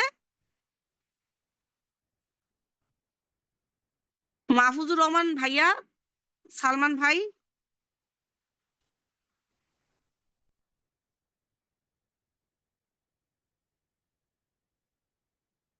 আপনাদের কোনো কোয়েশ্চেন আছে? জি, আমার একটা আছে। জি জি ভাইয়া আসসালামু বলেন। আলাইকুম। হ্যাঁ ওয়ালাইকুম সালাম ভাইয়া। জি আপু, ওই যে মিড টার্মে কয়দিন ব্যাপী পরীক্ষাটা হয়, মানে কি এটা একটু জাস্ট। আচ্ছা আচ্ছা, হ্যাঁ হ্যাঁ, মিড টার্মে আমাদের প্রথম দিন হবে এমসিকিউ, মানে এসবিএ, এমসিকিউ বলে ভুল হবে, এসবিএ। আমরা যেমন জি ওই যে পার্ট 1-এ এসবিএ পরীক্ষা দিই, ঠিক ওরকম আমাদের এসবিএ হবে, ঠিক আছে। এসবিএ থাকবে 2 করে প্রত্যেকটায়, জাস্ট পার্ট 1-এর মতো, খালি এখানে নেগেটিভ মার্কিং নাই, ঠিক আছে। আচ্ছা, গেল একদিন। সেকেন্ড দিন মানে জাস্ট পরের দিনই আমাদের থাকবে হচ্ছে এসিকিউ। সেটা হচ্ছে আমার 4টা স্টেম থাকবে, 4টা স্টেম, প্রতিটা স্টেমের আন্ডারে থাকবে হচ্ছে 4 থেকে 5টা কোশ্চেন, ছোট ছোট। মিড টার্মে চাইলেও কিন্তু ফেল করা যায় না, কারণ কোশ্চেনগুলো এত ছোট যে রিম এনহেন্সিং লেশনের নাম লিখো 5টা, এবার আসছে, ঠিক আছে। তাহলে আপনি বলেন, আপনি 5টা পারলেন না, আপনি তো একটা হইলেও পারবেন, 2টা হইলেও পারবেন, তাই না? নাম্বার কত? 2। নাম্বার কত? 2, ঠিক আছে। তাহলে আপনি চাইলেও কিন্তু ফেল করতে পারতেছেন না। তো এরকম ছোট ছোট ছোট ছোট কোশ্চেন থাকবে 5টা, ঠিক আছে। কোনো কোনো স্টেম একটু বড় থাকতে পারে, বাট বেশিরভাগই ছোট ছোট। গেল সেকেন্ড পরীক্ষা হইলো, তারপর আপনাকে 2-3 দিন পরে রেজাল্ট দিবে আপনি কোয়ালিফাইড কিনা। আপনি যদি রিটেনে কোয়ালিফাইড হন তারপর আপনার ভাইবা, ভাইবা অসপি অসকে একসাথে হবে। প্রথমে যেটা হবে 10টা-11টার দিকে আপনাদেরকে খানা দানা দিবে, খাওয়া দাওয়া দিয়ে খাওয়া দাওয়ার পরে তারপর আপনাদেরকে বলবে যে আপনাদেরকে একটা নাম্বার দিয়ে দেওয়া হবে, বলবে যে এখন থেকে ওইটাই আপনার রোল। যেমন আমার ছিল 12, হ্যাঁ 12 নাম্বারে আপনার রোল। আপনি এখন যাবেন ভিতরে গিয়ে অসপি দিবেন। অসপি 5টা স্টেশন, সরি 10টা স্টেশন থাকবে, ঠিক আছে? 10টা স্টেশন আপনি অসপি দিলেন, সেখানে কন্ট্রাস্ট থাকবে। আমার প্রথম অসপিটাই ছিল হচ্ছে একটা CT scan of chest contrast. Question থাকবে title, name the title of the film. তাহলে আমাকে প্রথমে কোশ্চেনটা টাইটেল লিখতে হয়েছে, ঠিক আছে? টাইটেল কেমনে? একদম যে কন্ট্রাস্ট দেওয়া নাকি নন কন্ট্রাস্ট, কি কি ভিউ মানে সিকোয়েন্স মানে কি কি ওখানে ভিউ নেওয়া আছে, ঠিক আছে? তারপর দেওয়া আছে যে নাম কি অফ এত ইয়ার্স অফ ওল্ড, ঠিক আছে? যেমন আমাকে যখন এক্সরে ধরা হয়েছে আমি অফ এত ইয়ার্স অফ ওল্ড বলি নাই, তখন ম্যাডাম আমাকে বলতেছে ওটা কি আমার এক্সরে, তুমি বয়স বলো নাই কেন? তার মানে এগুলো প্রত্যেকটা ছোট ছোট জিনিস ইম্পর্টেন্ট, ঠিক আছে? টাইটেলের পরে কোশ্চেন হচ্ছে যে আহ, এরকম মাস লেশন কোথায় কোথায় পাওয়া যায় এরকম লেশন আপনি কোথায় কোথায় পাবেন। তারপর হচ্ছে এরকম আর কি, মানে এক্সট্রা মানে ফাইন্ডিং গুলো এরকম, ঠিক আছে? তারপর প্যানকোজ নিয়ে ধরেন একটা কোশ্চেন দিয়ে দিল, ঠিক আছে? তো এরকম 3-4টা অসপি স্টেশনে 3-4টা কোশ্চেন থাকবে, ফিল্ম থাকবে। সেখানে সিটিও থাকতে পারে, এমআরআইও থাকতে পারে, কন্ট্রাস্টও থাকতে পারে, এক্সরেও থাকতে পারে। এই অসপি দিলেন, অসপি দেওয়ার পর বের হয়ে আসবেন, আসার পর একটু রেস্ট নিবেন। তারপর স্যার ম্যাডামরা সিরিয়াল করে আপনাদেরকে অস্কিতে ডাকবে। অস্কিতে হচ্ছে আপনার 10টা বোর্ড থাকবে, হ্যাঁ 10টা বোর্ড থাকবে, 10টা না 5টা বোর্ড থাকবে। প্রতি বোর্ডে 2টা করে ফিল্ম থাকবে, হয় 2টা ফিল্ম 2টা মানে আমার ফ্যাকাল্টি টিচার, অথবা 2টা ফিল্ম একটা টিচার। একজন টিচারই 2টা ফিল্ম আপনাকে আস্ক করতে পারে, অথবা 2জন টিচার 2টা ফিল্ম আপনাকে জিজ্ঞেস করতে পারে, ঠিক আছে? এটা এটা ভ্যারি করে, ঠিক আছে? যেমন আমার সময় একজন স্যারের কাছে 2টা করে ফিল্ম ছিল, ঠিক আছে? কিন্তু আমার আরেকটা বোর্ডে আবার 2জন ম্যাডাম ছিল। তো এটা ভ্যারি করে, বাট 2টা করে ফিল্ম আপনাকে 10 মিনিটের মধ্যে ফেস করে আসতে হবে। জি ভাইয়া, ক্লিয়ার হয়েছে? জি, থ্যাংক ইউ। আচ্ছা ঠিক আছে। আর কারোর কোনো কোশ্চেন?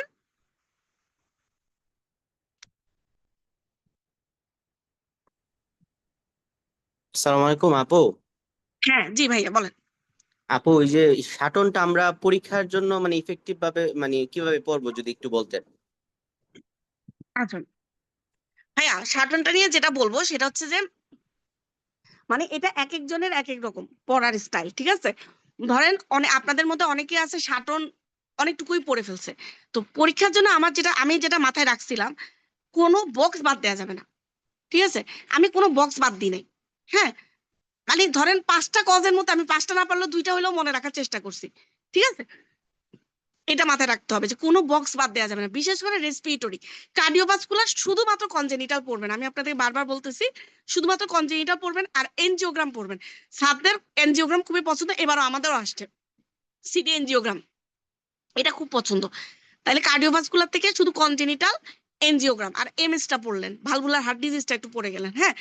আর কার্ডিওভাস্কুলার যখন পড়বেন অবশ্যই প্যাথোলজিটা মানে প্যাথোফিজিওলজিটা ইম্পর্টেন্ট, যে এএসডি এখানে পালমোনারি হাইপারটেনশন কেমনে হইলো, ভিএসডি টা কি হইলো, ভিএসডি টা কি হয়, এই জিনিসগুলো শর্টকাট। আর চেম্বার এনলার্জমেন্ট, যে কোন চেম্বার বেড়ে গেলে বড় হইলে কোন জায়গায় কি ইফেক্ট হবে, ঠিক আছে?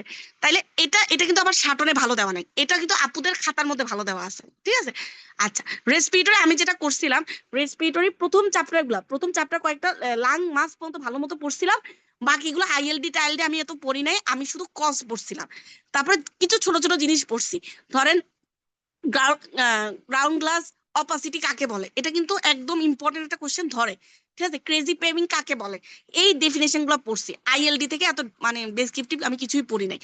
তো এই হলো, আমি অ্যাবডোমেন মোটামুটি যখন পড়ছি তখন এভাবে পড়ার চেষ্টা করছি যে কনজেনিটাল কি কি হইতে পারে। আমি যখন ইসোফেগাস পড়তেছি, হ্যাঁ ইসোফেগাস যখন পড়তেছিলাম তখন আমার মাথায় ছিল যে আচ্ছা ইসোফেগাসের আমি যখন ইসোফেগাস বা বেরিয়াম সোয়ালোতে আমি কি কি পাইতে পারি, যে আমাকে ইসোফেজাইটিস দিতে পারে, ঠিক আছে? তারপর হচ্ছে কোন একটা সিনারিও নিয়ে কোশ্চেন আসতে পারে যে করোসিভ পয়জনিং, ঠিক আছে? সেটার ফাইন্ডিং আমি কি লিখবো, ঠিক আছে? জাস্ট এরকম, মানে শাটন পড়ার মানে এটা না যে আপনি শাটন ধরে পড়া শুরু করছেন। আপনি আপনার যে কেসগুলো আসে ওই কেসগুলোর সাথে ম্যাচ করে আপনাকে শাটনটা পড়তে হবে আমার মিড টার্মের জন্য। ঠিক আছে, এই হচ্ছে কথা ভাইয়া, বুঝছেন? শাটন মানে এটা না যে আপনি শাটন খুলে পড়া শুরু করবেন প্রথম লাইন থেকে শেষ লাইন, না। ধরেন সালমান ভাই আপনি কোথায় আছেন?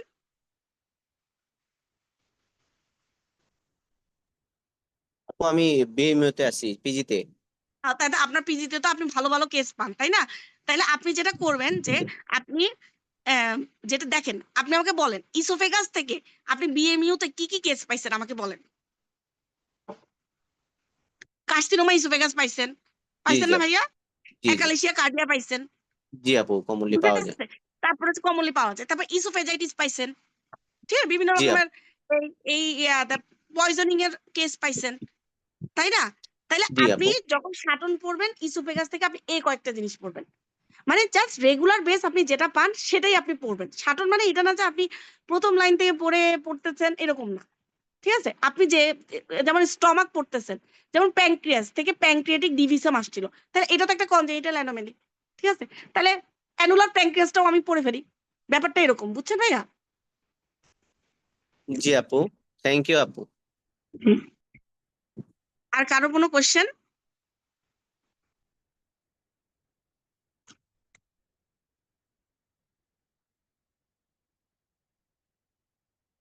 আচ্ছা তাহলে তামান্না, জি আপু।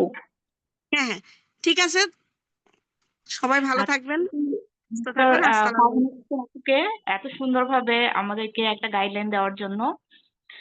আহ, আচ্ছা, নেক্সটে আমরা চলে যাচ্ছি আমাদের আরেকজন জনপ্রিয় মেন্টর ডক্টর মার্জিয়া ইসলাম আপুর কাছে। আপু জানুয়ারি 2025-এ মিড টার্ম পাশ করেছেন।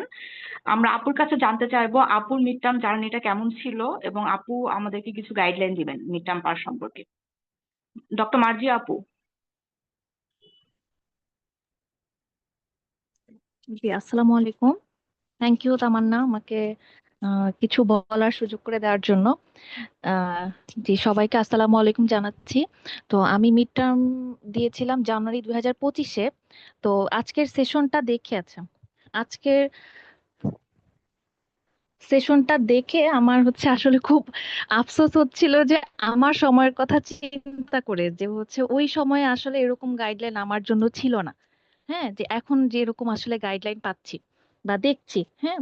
তো ওইটা দেখে আসলে তখন মানে ওই সময়ের কথা মনে পড়তেছে, যে হচ্ছে ওই সময়ে তখন নিজে নিজে তখন বের করে করে বা হচ্ছে আগের সেশনে যারা যারা এক্সাম দিয়েছিল তাদের কাছ থেকে জিজ্ঞেস করে করে মানে জিজ্ঞেস করে করে তখন হচ্ছে পড়তাম এরকম। তা আমার এখনো মনে পড়তেছে যে পরীক্ষার যখন আমার 2 সপ্তাহ বাকি, তখন আমি আমার রিডিং পার্টনার আমরা মিলে আগের সেশনে যে এক্সাম দিয়েছিল তাকে এরকম জিজ্ঞেস করতেছি যে আহ, যে রিটেনে আমাদের কয় ঘন্টা টাইম থাকে, হ্যাঁ, এসবিএ কতক্ষণ হয়, হ্যাঁ। মানে এত হাস্যকর যে আমরা 2 সপ্তাহ পরে এক্সাম দিব, কিন্তু আমরা এখনো এসবিএ এর হচ্ছে কতক্ষণ টাইম বা এসসিকিউর কতক্ষণ টাইম সেটা আমরা জানি না। হুম। তো ওইটাই যে ইভেন তখন আমাদের আগের সেশনেরও যে এক্সাম দিয়েছিল সেও তখন বলতেছে জানি না, হ্যাঁ। মানে ও এক্সাম দিয়ে পাশ করে আসছে কিন্তু ও জানে না, হ্যাঁ। মানে ও জাস্ট পরীক্ষাটাই দিয়ে আসছে এরকম, মানে পরীক্ষাটা দিয়ে আসছে, মানে ও ভালো স্টুডেন্ট, ও সবকিছুই ভালো, কিন্তু ও পরীক্ষাটা তখন ওই টাইমের মধ্যে করে মানে ফেস করে আসছে বলে এই জন্য ওর আর খেয়ালও নাই।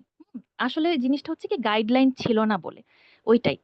তো এটাই যে আমি তাহলে হচ্ছে আমি আপু তো ম্যাক্সিমাম বলেই ফেলছেন আপু। তা আমি আসলে আমার জার্নিটা ওই সময় কেমন ছিল মোটামুটি আমি আহ কিভাবে প্রিপারেশন নিয়েছিলাম সেটাই হচ্ছে মোটামুটি হালকা পাতলা বলবো। যে আর বাকি হচ্ছে আমি এক্সট্রা এই যে জিনিসগুলো দেখেছিলাম, আপু ম্যাক্সিমাম জিনিস কভার করেছেন, জাস্ট এক্সট্রা জিনিসগুলো প্লাস আমি কিভাবে পড়েছিলাম সেটা বলবো। তো পরীক্ষার প্রথমে তো আমাদের হচ্ছে যে কোনো এক্সামের ক্ষেত্রে আমি যেটা 1 নম্বর বলবো, যেটা আমি মাত্রই বললাম 2 সপ্তাহ আগে আমি জানছি যে টাইম কতক্ষণ। তা আমাদের আসলে এক্সাম প্রসিডিউরটা সম্পর্কে জানতে হবে যে আমাদের এক্সামটা কিভাবে হয়, কি প্যাটার্নে হয়, হ্যাঁ। তো প্রথমে যেটা হয় যে আমাদের এক্সামটা আসলে 3 দিনের এক্সাম হয়। প্রথমে হচ্ছে রিটেনের যেটা সেটা 2 দিনের, এসবিএ এসএকিউ 2 দিন, প্রথম দিন এসবিএ থাকে একদম, যদি না হলিডে থাকে তাহলে 1 তারিখেই এক্সাম হবে। জানুয়ারি বা জুলাই সেশনে যেই সেশনেই হোক না কেন, শুক্রবার না পড়লে বা বন্ধ না পড়লে 1 তারিখেই এক্সাম শুরু হবে এবং প্রথম দিনই আমাদের এসবিএ থাকবে, তারপরের দিনই আমাদের এসসিকিউ থাকবে। তো এসবিএ টা কি আমরা জানি যে এসবিএ টা হচ্ছে মানে সিঙ্গেল বেস্ট আনসার। হ্যাঁ, তো সেখানে আমরা সবাই পার্ট 1 দিয়ে আসছি, আমরা এসবিএ সম্পর্কে সবারই আইডিয়া আছে।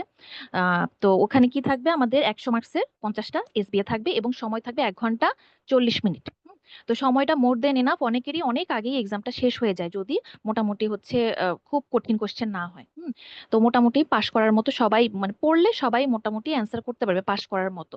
হুম, তারপরের দিন যেটা থাকে সেটা হচ্ছে আমাদের এসিকিউ। এসিকিউ যেটা কি, শর্ট অ্যান্সার কোশ্চেন। তো এখান থেকে আমাদের বোঝা যাচ্ছে যে আমাদের এক্সামে যে কোশ্চেন গুলো থাকবে ওইটা আমাদের টু দা পয়েন্টে অ্যান্সার করতে হবে, যেটা আপুও বলে গিয়েছেন যে আমাদের রিটেনের জন্য হচ্ছে আমাদের গ্রুপ করে ভাগ করে করে পড়তে হবে, মানে আমাদের একদম ব্রডে পড়া লাগবে না। ব্রডে পড়াটা আমাদের জন্য ম্যান্ডেটরি না, টেকনিক্যালি পড়তে হবে। কারণ আমার কোশ্চেনটাই মানে পরীক্ষাটাই হয় ওই বেসিসে। আমরা যদি প্রথমেই যে বলি যে পরীক্ষার কোশ্চেন অ্যানালাইসিস করব, প্রত্যেকটা পরীক্ষার আগে আমরা সবসময় কোশ্চেন অ্যানালাইসিস করব, আমাদের কি প্যাটার্নে কোশ্চেন আসে এবং কোশ্চেনের জন্য মার্কস কেমন থাকে। আমার একটা কোশ্চেনের জন্য মার্কস 2 মার্কস, সাপোজ আমি দেখলাম যে ইমেজিং ফাইন্ডিংস অফ বললো যে আমার প্যানক্রিয়াটিক হেড অফ দ্য প্যানক্রিয়াসের carcinoma of the head of the pancreas. হ্যাঁ, তো ওইটা বললো কিন্তু সেখানে আমার 2 মার্কস। তো সেখানে আমার একদম আমি হচ্ছে শুরু থেকে শেষ পর্যন্ত আমার 15 মিনিট লাগায় আমি অ্যান্সার করে সেটা কোনো লাভ নাই। আমি ওভাবেই পড়বো যে আমার যে কোনো টপিক পড়ার সময় আমি চিন্তা করব যে এটা আমার কোশ্চেনে আসলে আমি কি মানে জিস্ট জিনিসগুলো, মেইন জিনিসগুলো আমি পড়বো এরকম। বা আসলে আমি কিভাবে অ্যান্সার করব। এভাবে। তো ওইটাই যে আমার 3 ঘন্টা থাকে, 3 ঘন্টায় আমাদের 4টা গ্রুপে কোশ্চেন থাকে, প্রত্যেকটা গ্রুপের মধ্যে আবার 5টা করে কোশ্চেন থাকে। ওই 5টার আবার প্রত্যেকটা আবার ছোট ছোট করে রোমান 1 2 3 করে থাকে। তো আমরা তখন যখন আমাদের ওই কলিগ বলতে পারেনি, তখন হচ্ছে কোশ্চেনটা দেখলাম যে আমাদের কয়েক ঘন্টা টাইম থাকে। ঠিক আছে, দেখলাম যে 3 ঘন্টা টাইম থাকে। তখন আমরা বললাম যে 3 ঘন্টা টাইম তো অনেক টাইম, ঠিক আছে। তখন আমাদের ওই কলিগ বললো যে না, অনেক টাইম না, ঠিক আছে, মনে হইতেছে অনেক টাইম, অ্যাকচুয়ালি অনেক টাইম না। হুম তো আমাদের কিরকম 3 ঘন্টা, তখন যেহেতু অনেক টাইম না বললো, তখন আমরা ভাগ করে নিছিলাম যে আমাদের প্রত্যেকটা কোশ্চেন যদি আসে আমি কিভাবে তখন সেটা মানে প্রত্যেকটা কোশ্চেনের জন্য আমি তখন পার কোশ্চেনে আমি কতটুকু টাইম পাবো। ঠিক আছে, পার কোশ্চেনের জন্য কতটুকু টাইম, তখন আমরা বের করছিলাম যে পার কোশ্চেনের জন্য আমরা 9 মিনিট করে টাইম পাবো।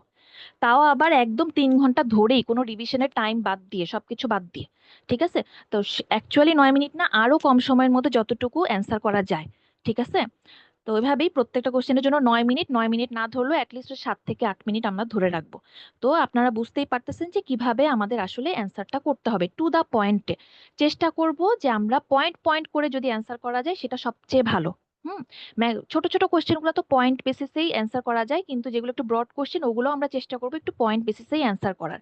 হ্যাঁ, আর এখন হচ্ছে আমার প্রিপারেশন নিয়ে যদি শুরু করি, তো প্রথমেই বলে ফেললাম টাইমের ব্যাপারটা। আর এরপর যেটা বইয়ের লিস্ট তো আপু বলেই ফেলেছেন।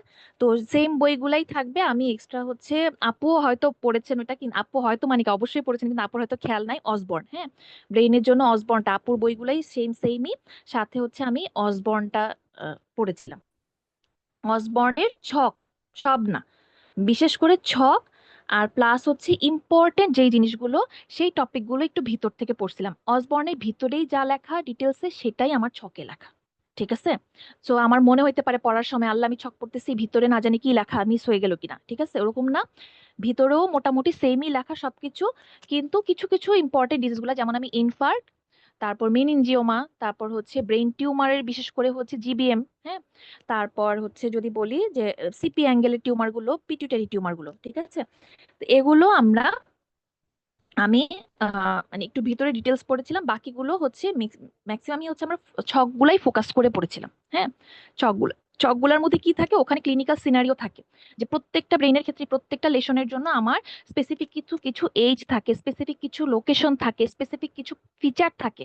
ঠিক আছে, তারপর যেমন কি থাকে, কিছু কিছু টিউমারে আছে কি আমার ক্লাসিফিকেশন থাকে। তো হ্যাঁ, তবে তাহলে কি এখান থেকে আমার তখন কোশ্চেন, যেমন এবারে আসছে কি রিম এনহ্যান্সিং লেশন। ঠিক আছে, বা আসছে যে কি আমাদের কর্টিকোমেডুলারি জাংশনে আমাদের কি কি লেশন গুলা থাকে। তো এরকম যে আমাদের সিস্টিক ব্রেইন ম্যাস কি কি হতে পারে, বা সিস্টিক ব্রেইন ম্যাস সাথে হচ্ছে আমাদের নোডিউলার এনহ্যান্সমেন্ট কি কি হতে পারে। যদি একটা আমাদের ক্লিনিক্যাল সিনারিও দিয়ে যেহেতু কোশ্চেন আসে, আমরা কোশ্চেন অ্যানালাইসিস করে দেখতে পারবো। তো এরকম নোডুলার এনহ্যান্সমেন্ট হলে কি কি হতে পারে, অথবা যদি বলে যে এটাও তো একটু ইয়ে, আবার যদি বলতে পারে যে হচ্ছে ক্যালসিফাইড লেশন গুলো কি কি আছে ব্রেইনে, ক্যালসিফাইড লেশন কি কি। হুম তো এইভাবে। তারপর যদি বলে যে আমাদের হচ্ছে ডিডাব্লিউআই তে রেস্ট্রিক্টেড লেশন কোনগুলো, হুম এভাবে। তো এভাবে এরকম টু দা পয়েন্ট, আপু যেটা বারবার বলছেন যে টু দা পয়েন্টে আমাদের কোশ্চেন আসে, আমরাও পড়বো টু দা পয়েন্টে, নট ব্রড। সাটনেও বলেছেন যেটা সব ছক আমরা চেষ্টা করব, বিশেষ করে সব ছক না হলেও ইম্পর্টেন্ট ছক আমরা পড়ার সময় পড়লেই বুঝতে পারবো যে আমরা যখন আমরা ট্রেনিং এ যাই, হ্যাঁ ট্রেনিং এ গেলে কোন ডিজিজ গুলো বা কোন জিনিসগুলো আমাদের সামনে বেশি আসে, সেগুলাই তখন স্যাররা কোশ্চেন করার সময় বা ম্যাডামরা কোশ্চেন করার সময় সেগুলাই তাদের মাথায় থাকে। ঠিক আছে, তখন কোশ্চেন করার সময় তার বই খুলে বসে না, তারা তাদের ক্লিনিক্যাল নলেজ থেকেই কোশ্চেন করেন, তাই না? তখন ওভাবেই তখন কোশ্চেনটা হয়। সো আমাদের এটা যেটা বললাম যে এই ট্রেনিংটা আমাদের জন্য অনেক জরুরি, আমরা যে শুধু পড়েই গেলাম তা না। ট্রেনিং এর সময় দেখবেন অনেক জিনিস আমাদের পড়ার কিন্তু শেষ নাই, কিন্তু অনেক জিনিস দেখবেন আপনার ট্রেনিং এর নলেজ থেকে অনেক অনেক কাজে দিবে। ঠিক আছে, তো ট্রেনিং এর সময়টা হচ্ছে ভালোভাবে কাজে লাগানোর চেষ্টা করবেন পড়ার পাশাপাশি। তো বইয়ের ব্যাপারে যেটা গেল এটা, আর আরেকটা যেটা আপু বলছেন যে আব্রাহামের হার্ড কপি, অনেক অনেক ইম্পর্টেন্ট একটা কথা বলছেন, সেটা আমি আমার এক্সপিরিয়েন্স থেকে বলবো। কারণ আমি আব্রাহামের হার্ড কপি কিনি নাই, আমি সফট কপি দিয়েই হচ্ছে, আমার কাছে সব সফট কপি ছিল, আর আমার রিডিং পার্টনার যে তার ছিল হার্ড কপি, তো আমরা তো একসাথেই পড়তাম তখন হচ্ছে আমি তার হার্ড কপি নিয়ে তার সাথে একসাথে পড়তাম, তাই না? তো একসাথে পড়া শেষ, এখন পরীক্ষার আগের এক সপ্তাহ তখন আর একসাথে পড়া হয়নি, তখন যার যার হচ্ছে নিজের মতো করেই রিভিশনের টাইম এরকম। তখন আমি দেওয়ার সময় তখন দেখি যে আমি আর ডিভাইস থেকে আমি পড়তে পারতেছি না, অনেকেই পড়তে পারে ডিভাইস থেকে, কিন্তু আমি পড়তে পারতেছি না, কারণ এত পড়ার প্রেসারে তখন আমার তখন অনেক বেশি হেডেক হচ্ছিল, অনেক বেশি হচ্ছে মানে মানে ব্লারিং ভিশন হচ্ছিল এরকম। ঠিক আছে, পড়তেছি প্লাস তখন তো অনেক প্রেসার, হ্যাঁ তখন আমি মানে মানে এত আফসোস করতেছি যে আমি কেন হার্ড কপি নিলাম না। তো ভাগ্য ভালো আমার বাসার কাছেই আমার সাথে একজন রেসিডেন্ট ভাইয়া থাকেন, তো তার কাছ থেকে আমি তখন হার্ড কপি পরীক্ষার আগে নিয়ে আসছিলাম। ঠিক আছে, যে আমার কষ্ট হচ্ছিল বলে। তো আপনারা অবশ্যই অবশ্যই অ্যানাটমির জন্য, ইমেজিং অ্যানাটমির জন্য আপনারা হার্ড কপিটা কিনবেন আব্রাহামের। ঠিক আছে, এটা অনেক জরুরি। হুম এটা। আর আর আর যেটা বলবো যে হচ্ছে ক্লার্কের পজিশনিং এটা কিনবেন, আর রায়ান্সের অ্যানাটমি, যেমন আমাদের যেটা বললাম যে আমাদের কোনো যেহেতু স্পেসিফিক কোনো সিলেবাস নাই, অন্য অন্য যে আমাদের ফ্যাকাল্টি ফ্যাকাল্টি না, অন্য যে হচ্ছে ইয়েগুলোতে, যে ডিএমআরটি কোর্স যদি বলি বা এমডি কোর্স যদি বলি, ওদের কিন্তু এক একটা স্পেসিফিক সিলেবাসের উপর এক্সাম হয়, যেমন ফেজের একটা স্পেসিফিক সিলেবাস থাকে। আমাদের কিন্তু স্পেসিফিক কোনো সিলেবাস নাই, আমাদের পজিশনিংও থাকবে, আমাদের অ্যানাটমিও থাকবে। যেমন অ্যানাটমি হুটহাট করে কিছু কিছু সেশনে হুট করে অ্যানাটমি কোশ্চেন দিয়ে দেয়, এবারও কিন্তু অ্যানাটমি থেকে কোশ্চেন আসছে, কি ব্রাকিয়াল প্লেক্সাস। ঠিক আছে, ওটা থেকে কিন্তু কোশ্চেন আসছে। সো আমাদের অ্যানাটমিও যেহেতু জানতে হবে, তো অ্যানাটমির জন্য রায়ান্সটা আপনারা মানে থরলি, এগুলো তো আমাদের আগেরই জানা, জাস্ট হচ্ছে এগুলার জন্য, যেগুলো আমাদের আগের জানা সেগুলোর জন্য আমাদের পিছনে বেশি সময় দিব না, জাস্ট থরলি যে ইন এনি কেস আমাদের যদি কোনো কোশ্চেন আসেও সেটা যেন মিস না হয়। রায়ান্স থেকে অ্যানাটমি, আরেকটা হচ্ছে অ্যানাটমি সাটনেই দেখবেন প্রত্যেকটা চ্যাপ্টারের শুরুতেই অ্যানাটমি থাকে, প্রত্যেকটা চ্যাপ্টারের প্রত্যেকটা সিস্টেমের শুরুতেই দেখবেন অ্যানাটমি নিয়ে কিছু কথা থাকে, ওই কথাগুলাই রায়ান্স কেউ না পড়লেও ওই কথাগুলো অ্যানাটমি জানার জন্য অনেক ইম্পর্টেন্ট, অনেক এনাফ। ঠিক আছে, ওগুলা আপনারা প্রত্যেকটা চ্যাপ্টারে অ্যানাটমি দেখবেন, এবং ইমেজিং যে মডালিটি থাকে ওই কথাগুলাও পড়বেন, ওখানেই দেখবেন যে কিছু কিছু ডিজিজের একটা স্পেসিফিক মডালিটি এরকম লেখা থাকে, ওই জিনিসগুলো ইম্পর্টেন্ট। যেমন একবার আসছিল একটা সেশনে যে আমাদের লো ডোজ সিটি, ওটার ইম্পর্টেন্স কি, হ্যাঁ যে সিএ লাং এর ক্ষেত্রে আমরা তাদের ফলো আপে আমরা লো ডোজ সিটি এটা করি, তো ওইটা আমাদের ইম্পর্টেন্স কি, ওইটা কিন্তু কি আমাদের রেসপিরেটরি সিস্টেমে অ্যানাটমির পরেই ওই লো ডোজ সিটির একটা টপিক দিয়ে প্যারা ছিল। হুম তো এই ইমেজিং মডালিটি ক্লিনিক্যাল নলেজের পাশাপাশি প্লাস মানে ক্লিনিক্যাল পড়ার পাশাপাশি আপনাদের অ্যানাটমি এবং প্রত্যেকটা সিস্টেমের ইমেজিং মডালিটি গুলার স্পেশালিটি, ওগুলো আমাদের জন্য ইম্পর্টেন্ট। ঠিক আছে, কিছু কিছু ভিতরের কথাগুলা ওগুলা তখন কাজে লাগে। তারপর যেটা আসবো ক্লার্কের বইয়ের ক্ষেত্রে, ক্লার্ক হচ্ছে পজিশনিং এর বই, আর চ্যাপম্যান হচ্ছে প্রসিডিউরের বই। তো চ্যাপম্যানের চেয়েও আতিয়াপুর খাতাটা হচ্ছে ভালো, আমরা আতিয়াপুর খাতাই পড়েছিলাম। সাথে হচ্ছে আমি আমাদের ইনস্টিটিউটের রেসিডেন্ট শর্মিষ্ঠাপুর খাতা কিছু কিছু কন্ট্রাস্টের জন্য পড়েছিলাম, যেন আইভিউর জন্য, তারপরে হচ্ছে আরজিউএমসিউর জন্য, আর হচ্ছে হিস্টেরোসালপিঙ্গোগ্রাম, এই 3টা কন্ট্রাস্ট আমি শর্মিষ্ঠাপুর খাতায় ওখান থেকে পড়েছিলাম, আর হচ্ছে আতিয়াপুর খাতা থেকে কন্ট্রাস্টের প্রসিডিউর গুলা। আর প্লাস হচ্ছে আমার ইনস্টিটিউটে কিভাবে হয় ওই জিনিসগুলো হচ্ছে জেনে নিয়েছিলাম। এটা যেটা আপু বললেন যে সবাই সবার ইনস্টিটিউটের ইয়েগুলো জেনে নিব এটা। তারপর যেটা ক্লার্কের পজিশনিং একজন আপু তো কোশ্চেন করলেনই। ক্লার্কের পজিশনিং এর বইটা অনেক বড়, ওইটা তো পুরাটা আমরা পড়বো না, আমরা হচ্ছে মেইন বেসিক যেই ভিউগুলা আমরা আমাদের সবার হয় সেই বেসিক ভিউগুলারই আমরা পজিশনিং ভালো করে দেখবো, যেটা সচরাচর আমাদের রেগুলারলি হচ্ছে ডিপার্টমেন্টে হয়। পাশাপাশি স্পেশাল যে ভিউগুলা, সেই স্পেশাল ভিউগুলোর মধ্যে কিছু কিছু ভিউর পজিশনিং দেখবো, সবগুলা না। যেমন হচ্ছে আগে এক সময় মনে হয় এপিক্যাল লর্ডোটিক ভিউ, ওটার পজিশনিং কোনো একটা সময়ে আসছিল, তো ওইটা দেখবো। প্লাস হচ্ছে আর যদি বলেন যে স্কাইলাইন ভিউ, যেটা বলেন আপু যে প্যাটেলার স্কাইলাইন ভিউ, এগুলো একটু দেখবো। প্লাস কিছু কিছু স্পেশাল ভিউগুলার ইন্ডিকেশনটা, বিশেষ করে আমরা যদি ওগুলার পজিশনিংটার চেয়েও ইন্ডিকেশনগুলো অনেক ইম্পর্টেন্ট। ওইটা এসবি এর জন্যও বলি, আমার দেখা গেছে যে অস্কির সময়ও আমার ধরতে পারে।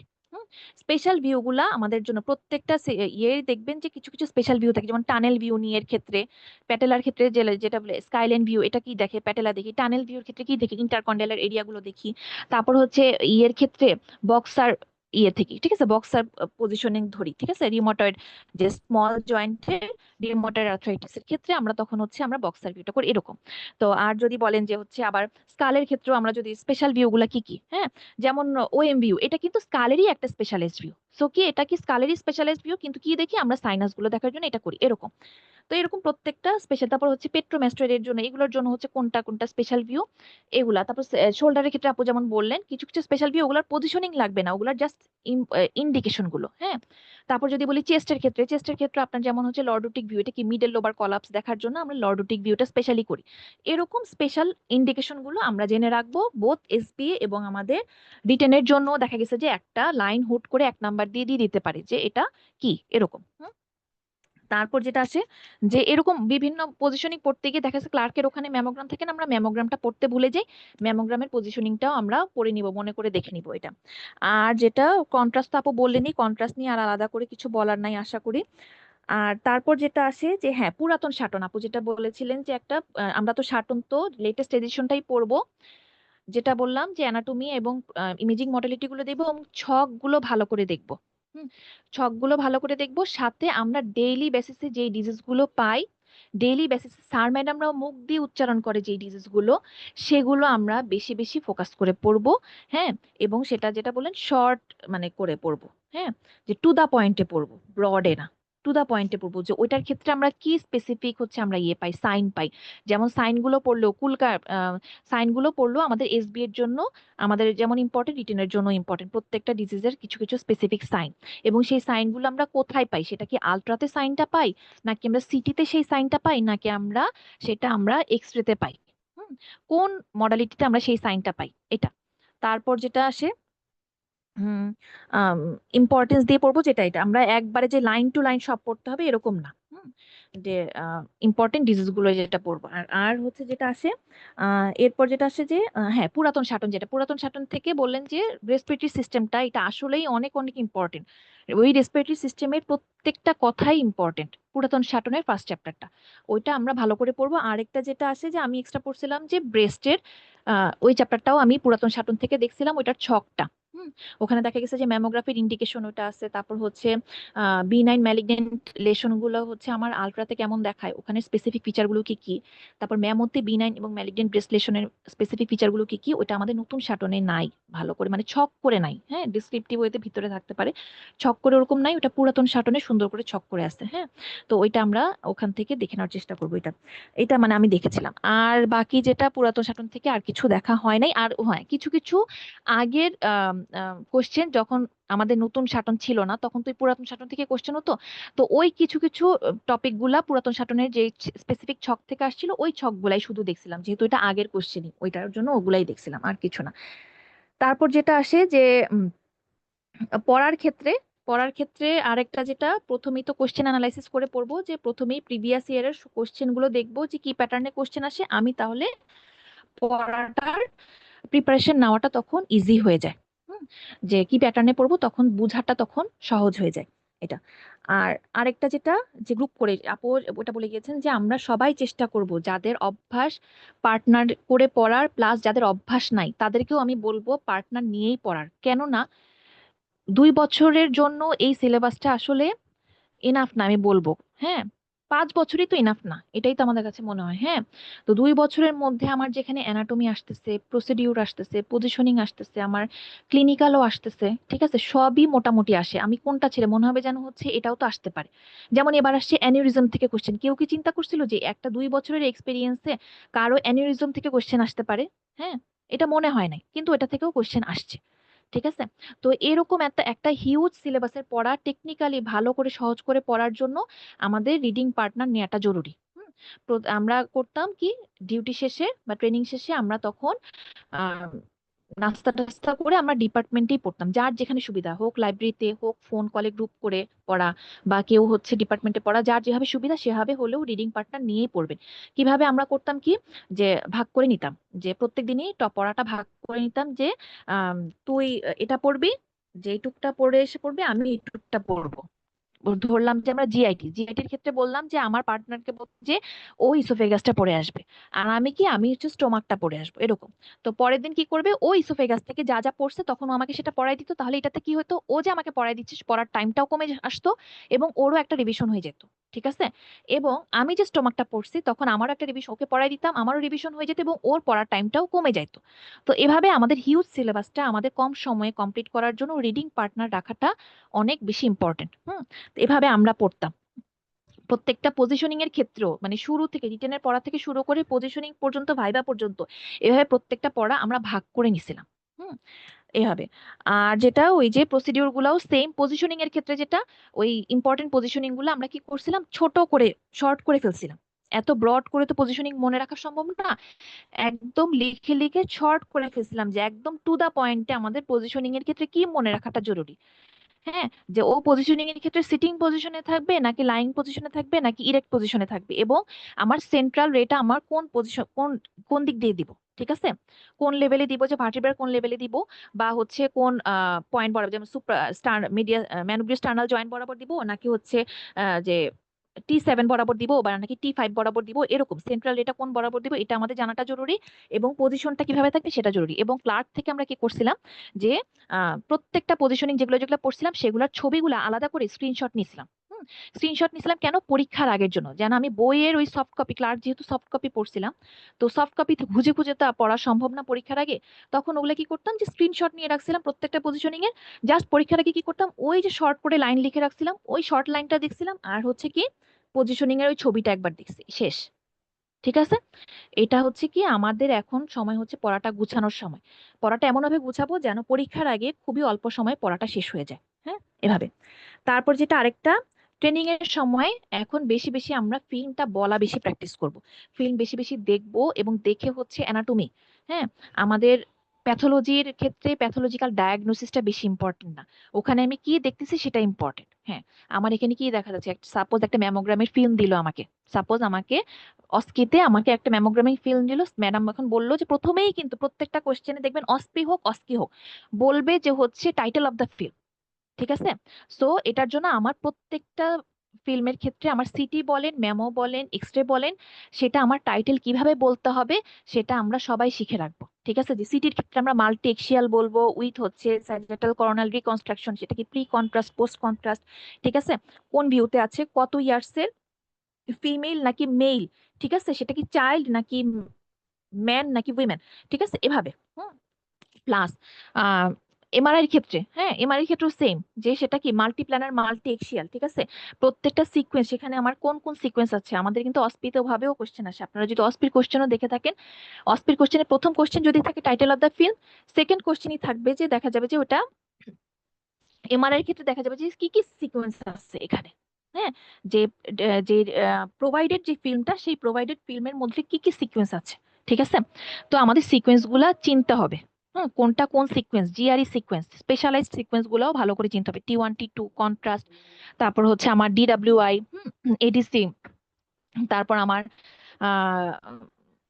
ইয়ে, তারপর যদি বলে যে এটা এমআরআই না সিটি, ঠিক আছে, প্র্যাকটিক্যালে কোশ্চেন ধরতে পারি এমআরআই সিটি, সেটা দেখে কিভাবে চিনবো এটা কি একটা এমআরআই ফিল্ম নাকি সিটি ফিল্ম। ঠিক আছে, সিটিতে আমাদের কেভিপি লেখা থাকে, এমআরআই তে আমার কি টিআরটি লেখা থাকে।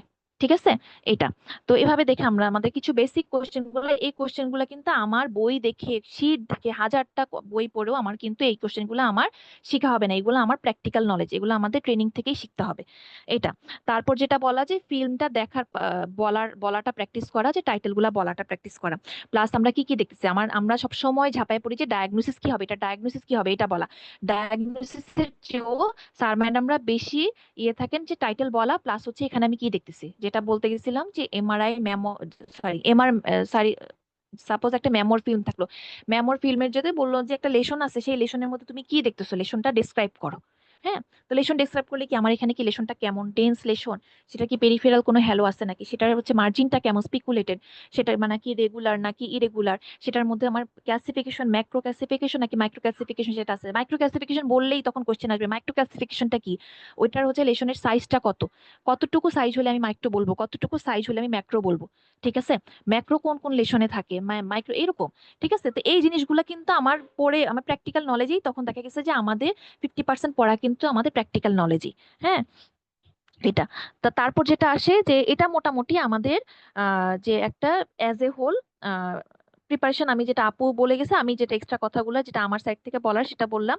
তারপর আর যেটা আসে যে আচ্ছা ফিজিক্স, হ্যাঁ রেডিও ফিজিক্সের কিছু কিছু সেশনে হুটহাট করে রেডিও ফিজিক্সের কোশ্চেন আসছিল, কোন একটা সেশনে মনে হয় এরকম প্রোটেকশন নিয়ে, রেডিওলজিক্যাল প্রোটেকশন নিয়ে কোশ্চেন আসছিল, যে আমাদের এখন যেহেতু হচ্ছে রেডিওলজিক্যাল হচ্ছে সেফটি, এখন কেন সবসময় থেকে রেডিওলজিক্যাল সেফটিটা আমাদের জন্য অনেক বেশি ইম্পর্টেন্ট, তো এই রেডিওলজিক্যাল সেফটি ইস্যু নিয়ে এরকম প্রোটেকশন নিয়ে কোশ্চেন আসছিল। একটা সেশনে মনে কোশ্চেন আসছিল আপনাদের প্রেগনেন্ট লেডি, এরকম মনে হয় এরকম কোন একটা লিম্বের মনে হয় এক্সট্রা করছিল তার, তাহলে সেটা কি কোনো সমস্যা হবে কিনা, ঠিক আছে, বা সমস্যা না হলে কেন হবে না, বা সমস্যা হলে কেন হবে, এরকম টাইপের একটা কোশ্চেন আসছিল, আমার এক্সাক্ট মনে নাই এই টাইপের। হ্যাঁ, তো এর ফিজিক্স থেকে এটা ইম্পর্টেন্ট। তারপর হচ্ছে ফিজিক্সের থেকে এসবিএ তেও কিন্তু কিছু কিছু সেশনে এসবিএ কোশ্চেন আসছিল, যে কোন বিম আর্টিফ্যাক্ট মনে হয় এরকম কোশ্চেন আসছিল। তারপরে হচ্ছে আপনাদের আলট্রাসোনোগ্রামে, এই যে এবারও তো কিন্তু ফিজিক্স নিয়ে রিটেনে কোশ্চেন আসছে। হ্যাঁ, আলট্রাসোনোগ্রামে বিভিন্ন এই সাইন গুলা, হ্যাঁ আর্টিফ্যাক্ট গুলা সাইন গুলা এরকম করে নাম দিয়ে দিছিল, কোনটা কোথায় দেখবো। তো এইটা থেকেই বোঝা যাচ্ছে আমাদের অ্যানাটমি। এবারের কোশ্চেনটা কিন্তু একটা মানে পুরো এক্সাম্পল, যে আপনার অ্যানাটমি বলেন, ক্লিনিক্যাল বলেন, তারপরে হচ্ছে ফিজিক্স বলেন, ঠিক আছে, কোনো জায়গা থেকে কিন্তু কোশ্চেন বাদ নাই।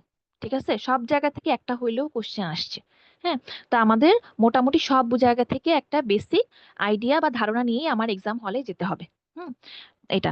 তারপরে আরেকটা যেটা, যে আমরা এখন এইসব শুনে মনে হবে যে আল্লাহ কত বড় সিলেবাস, আমি কি শেষ করতে পারবো, তাহলে তো আমার এত বড় সিলেবাস আমার সব পড়তে হবে, ঠিক আছে, আমার সব জানতে হবে, এরকম না। আমার হচ্ছে মানে এত ভয় পাওয়ার কিছু নাই, আমরা হচ্ছে আমার পড়ার দরকার পড়বো। আপু যেটা বললেন যে মোটামুটি আমরা সবই কিন্তু দেখা গেছে যে ট্রেনিং এ দেখা শেখা, ঠিক আছে, কিন্তু আমরা ওই যে বলে যে এক্সামে ফেস করাটা আসলে ইম্পর্টেন্ট। আমি যে কোশ্চেনটা কিভাবে অ্যান্সার করব সেটা আমার ভালো করে শিখার জন্য আমার এখন এতদিন পড়তে হবে। তারপর আমি ধরেন ভাইবা অস্কিতে আমি কিভাবে ফেস করব, ফিল্মটা কিভাবে ফেস বলবো, ফিল্ম রিডিং কিভাবে করব, এটা ফেস করাটা আমার জন্য বেশি ইম্পর্টেন্ট। ঠিক আছে, এটার জন্যই আমার পড়তে হবে। এটা। তারপরে যেটা বলে যে হুম তারপরে যেটা আসে, হ্যাঁ ইন্টারভেনশন, ঠিক আছে, ইন্টারভেনশন থেকে এবারেও কোশ্চেন আসছে, মাঝেও কোন একটা সেশনে। সো ইন্টারভেনশনটা আমাদের জন্য বিশেষ করে হচ্ছে যে যে ইন্টারভেনশন গুলো রেগুলার হয়, একদম ডিপেন্ড না। হ্যাঁ, যেগুলা হচ্ছে আমাদের রেগুলার বেসিসে, মানে বেসিক ইন্টারভেনশন গুলা, পিটিবিটি, পিকটেল, তারপর যেটা এই যে নেফ্রোস্টোমি, যেহেতু হচ্ছে এবার ইয়েতে আসছে, অস্পিতে আসছে, দেখা গেছে যে কোন একটা সময় পিসিএন দিয়ে আপনাদের দিয়ে দিতে পারে, পিসিএন পারকিউটেনিয়াস ওই যে নেফ্রোস্টোমি, ওই প্রসিডিউরটা আমার কিভাবে করে, ঠিক আছে, এরকম করে চলে আসতে পারে এরকম। তারপর যদি বলে যে উম, আহ, যে ওইটার প্রিকশন গুলা কি কি, ঠিক আছে, বা কি কি ইয়াগুলা লাগে। হ্যাঁ, প্লাস সাথে হচ্ছে এই ইন্টারভেনশনের ইনস্ট্রুমেন্ট গুলা, এগুলো আমাদের জন্য ইম্পর্টেন্ট। হ্যাঁ, যে গান, বায়োপসি গান, তারপর যদি বলেন যে স্পাইনোকেন নিডেল, হ্যাঁ, তারপরে হচ্ছে এই যে পিকটেল, যেটা বললাম পিকটেল যে ইনস্ট্রুমেন্টটা, হ্যাঁ প্রসিডিউর প্লাস হচ্ছে ইনস্ট্রুমেন্টটাও আমাদের অস্পিতে এরকম দিয়ে দিতে পারে। কোন একটা সেশনে মনে হয় কপলিং যে আরো আসছিল, তারপর হচ্ছে আরেকটা সেশনে মনে হয় এই যে লেড লেড গাউন যেটা ওটা আসছিল, ওইটা এরকম অস্পি স্টেশনে ওটা ছিল। ঠিক আছে, তো এগুলো আমাদের জন্য ইম্পর্টেন্ট। হ্যাঁ, তো এগুলো হচ্ছে আমরা দেখে যাওয়ার চেষ্টা করব। আর হচ্ছে আরেকটা যেটা, স্যার ম্যাডামদের লেটেস্ট প্রসিডিউর গুলা খুব পছন্দ, ঠিক আছে? সিটি এনজিও আমাদের সেশনেও আসছিল হুট করে এরকম অস্কিতে, এবারেও কিন্তু ওয়াসপি বা অস্কি কোনো একটাতে সিটি এনজিও আসছে, ঠিক আছে? তারপরে হচ্ছে মানে একটা না একটা ডিফারেন্ট থাকবেই, সেটা রিটেনেও থাকবে, আপনার অস্পিতেও থাকবে, আপনার অস্কিতেও থাকবে। এবং এই মেন্টালিটি নিয়েই পরীক্ষার হলে যাইতে হবে যে ডিফারেন্ট কিছু না কিছু মানে একটা কিছু দিবেই, ঠিক আছে? লেটেস্ট একটা কিছু দেখা যাবে, দিয়ে দিবে, ঠিক আছে? আমাদের সময় যেমন এটা যেটা বললাম সিটি এনজিও আসছিল, তারপর কি ইলাস্ট্রোগ্রাম, ঠিক আছে? ইলাস্ট্রোগ্রামের এরকম একটা ফিল্ম ছিল, ইলাস্ট্রোগ্রামের এটা দেখে এরকম চিনতে হবে, হ্যাঁ, যে এটা কি, ঠিক আছে? তারপর এই জন্য লেটেস্ট ইয়াগুলার হচ্ছে খুব ডিটেলস না, ওই ফিল্মটা দেখতে কেমন, যেমন এবার একটা দিয়ে দিছে কি, যে এমআর নিউরোগ্রাম দিয়ে দিছিল, এটা ব্রাকিয়াল প্লেক্সাসের এমআর নিউরোগ্রাম ছিল, ঠিক আছে? তো যাই হোক, ওদের হচ্ছে রিটেনে হচ্ছে ব্রাকিয়াল প্লেক্সাস ছিল, এই জন্য ওরা তখন ওভাবে ব্রাকিয়াল প্লেক্সাসটা যেহেতু রিটেনে আসছে, ওরা তখন ভাইবার জন্য ওভাবে পড়ে গেছিল, ঠিক আছে? তো ওইটাই যে প্রত্যেকটা এখন যেমন আরো লেটেস্ট কি কি আছে, যে ডিফিউশন ডিটিআই, ঠিক আছে?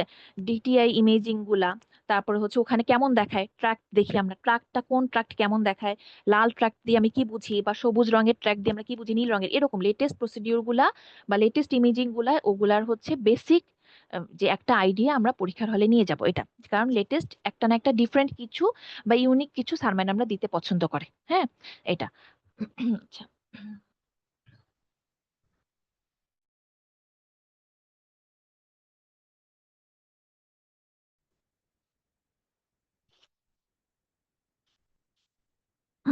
সরি, আমার নেটওয়ার্কটা একটু ডিস্টার্ব করছিল মাঝে। আচ্ছা, তো এই লেটেস্ট প্রসিডিউর গুলো আমরা দেখে যাওয়ার চেষ্টা করব। আহ, তো মোটামুটি এটাই, আর হচ্ছে কিছু মিস গেছে কিনা আমার হচ্ছে খেয়াল পড়তেছে না। এটাই, ঠিক আছে। উম, আর হচ্ছে হ্যাঁ, অ্যানাটমিটা যেটা অ্যানাটমি একটু বাকি আছে, অ্যানাটমিটাও আমরা দেখব যে গ্রুপ করে তো পড়বই।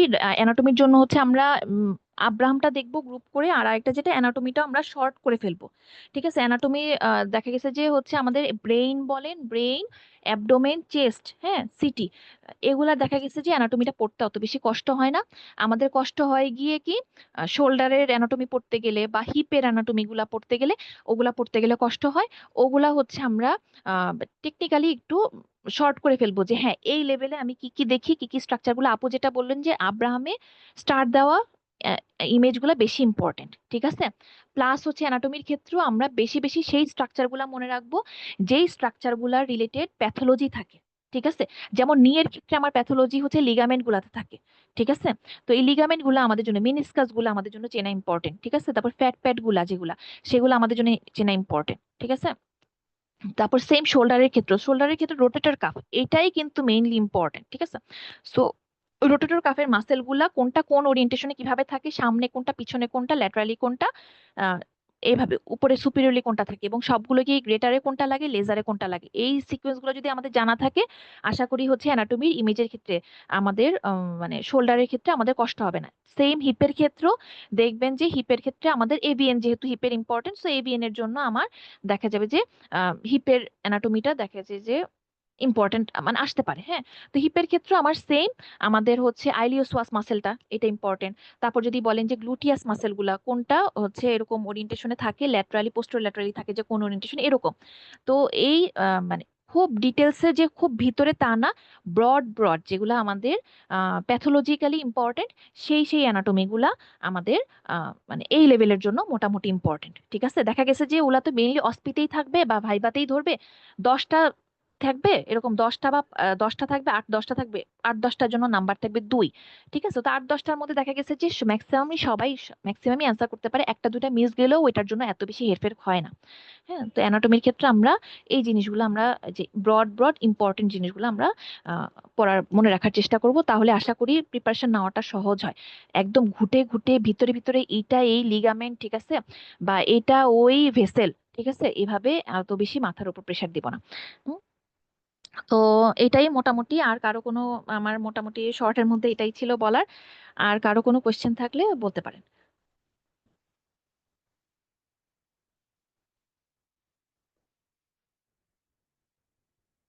আচ্ছা, একজন আপু কোশ্চেন করেছেন যে রিটেন এক্সামে হচ্ছে ড্র করতে হয় কিনা। ঠিক আছে, এটা আপু আপনি আপনার কোশ্চেন প্যাটার্ন দেখে হচ্ছে এখন পর্যন্ত একটা মানে ডিরেক্ট হচ্ছে ড্র দিয়েই কোশ্চেন আসছে হচ্ছে স্পাইনের। হ্যাঁ, আচ্ছা, স্পাইন নিয়ে আমার বলা হয়নি, স্পাইনের পড়াটা হচ্ছে খুবই শর্ট। হ্যাঁ, স্পাইন থেকে আপনারা হচ্ছে স্পন্ডাইলো যে ডিজিজ গুলা, পায়োজেনিক আর টিউবারকুলার আর মেটাস্টাসিস, এই তিনটার পার্থক্য পড়লেই আপনার ইমেজের ফাইন্ডিংস গুলাই পড়া হয়ে যাবে। ঠিক আছে, যে আপনার পায়োজেনিক ডিজিজে কেমন থাকে, কোনটাকে আগে ধরে, আমার টিউবারকুলারে কোনটাকে আগে ধরে, বা টিউবারকুলারে মানে ইমেজিং ইয়েগুলা কেমন থাকে, ফাইন্ডিংস গুলো কেমন থাকে, আর মেটাস্টাসিস, ঠিক আছে, ওইটাতে ফাইন্ডিংস গুলো কেমন থাকে। তিনটার মধ্যে যদি আপনারা একটা পড়ার সময় একটা ছক করে পার্থক্য করে ফেলেন, যেমন আমি ছক করে ফেলছিলাম একটা, হ্যাঁ, ছক করে ফেলছিলাম, ছক করে তো আপনারা ছক না করলেও আপনারা এখন ইয়েতে সার্চ দিলেই এখন পাওয়া যায়। ঠিক আছে, রেডিওপিডিয়া বলেন বা গুগলে সার্চ দিলেই একদম ছক আকারেই ছবি পাওয়া যায়। ঠিক আছে, ওই ছকগুলা পড়লেই দেখা গেছে যে একটা মানে শর্টেই একটা প্রিপারেশন হয়ে যায়। আর একটা যেটা স্পাইনাল হচ্ছে লেসন গুলা, স্পাইন থেকে এই দুইটাই টপিকই ইম্পর্টেন্ট মেইনলি। ঠিক আছে, স্পাইনাল লেসন গুলা কি কি, যে কোনটা এক্সট্রামিডুলারি, কোনটা হচ্ছে ইন্ট্রামিডুলারি এক্সট্রা ইয়ে, আর একটা সরি কোনটা এক্সট্রাডুরাল, কোনটা হচ্ছে ইন্ট্রাডুরাল এক্সট্রামিডুলারি, কোনটা ইন্ট্রামিডুলারি, এরকম। তো এই লেসন গুলো আমাদের জন্য ইম্পর্টেন্ট, এবং প্রত্যেকটা লেসনের ক্ষেত্রে আমার যে ইমেজিং ফাইন্ডিংসটা কেমন হবে, ঠিক আছে, যে সিএসএস স্পেসকে আমার ওয়াইডেন করবে নাকি হচ্ছে কম্প্রেস করবে, ঠিক আছে, কন্ট্রাল্যাটারাল নাকি ইপসিল্যাটারাল সাইডে, এই জিনিসগুলো হচ্ছে আসলে লেসনটার লোকেশন জানলেই আমাদের ইমেজিং ফাইন্ডিংটা বোঝাটা অটোমেটিক্যালি ইজি হয়ে যায়।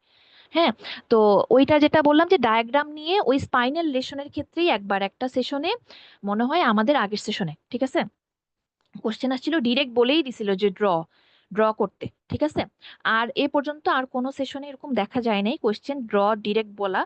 তারপরেও দেখা গেছে যে হচ্ছে এবার যেমন ব্রাকিয়াল প্লেক্সাস থেকে আপনার যদি সময় থাকে, যেই কোশ্চেনে আপনার মনে হবে যে হ্যাঁ এটাতে ছবি আঁকলে ভালো, ঠিক আছে, তাহলে আপনি আঁকবেন, এবং সেটা হচ্ছে দেখে মার্কস দেখে আপনার যদি মনে হয় যে হ্যাঁ এটা ছবি আঁকলে ভালো, বা এটা অ্যানাটমিটাই জানতে চাইছে, এটা আমার ছবিটা আমি জানি বা পারি, বা আমার মার্কসের সাথে আমার ছবি দিলে ভালো হয়, বা আমার সময় আছে, ওইটা আপনি ওভাবেই নিজে বুঝে তখন সেভাবে যদি মনে হয় যে ছবি আঁকার প্রয়োজন তাহলে আঁকবেন।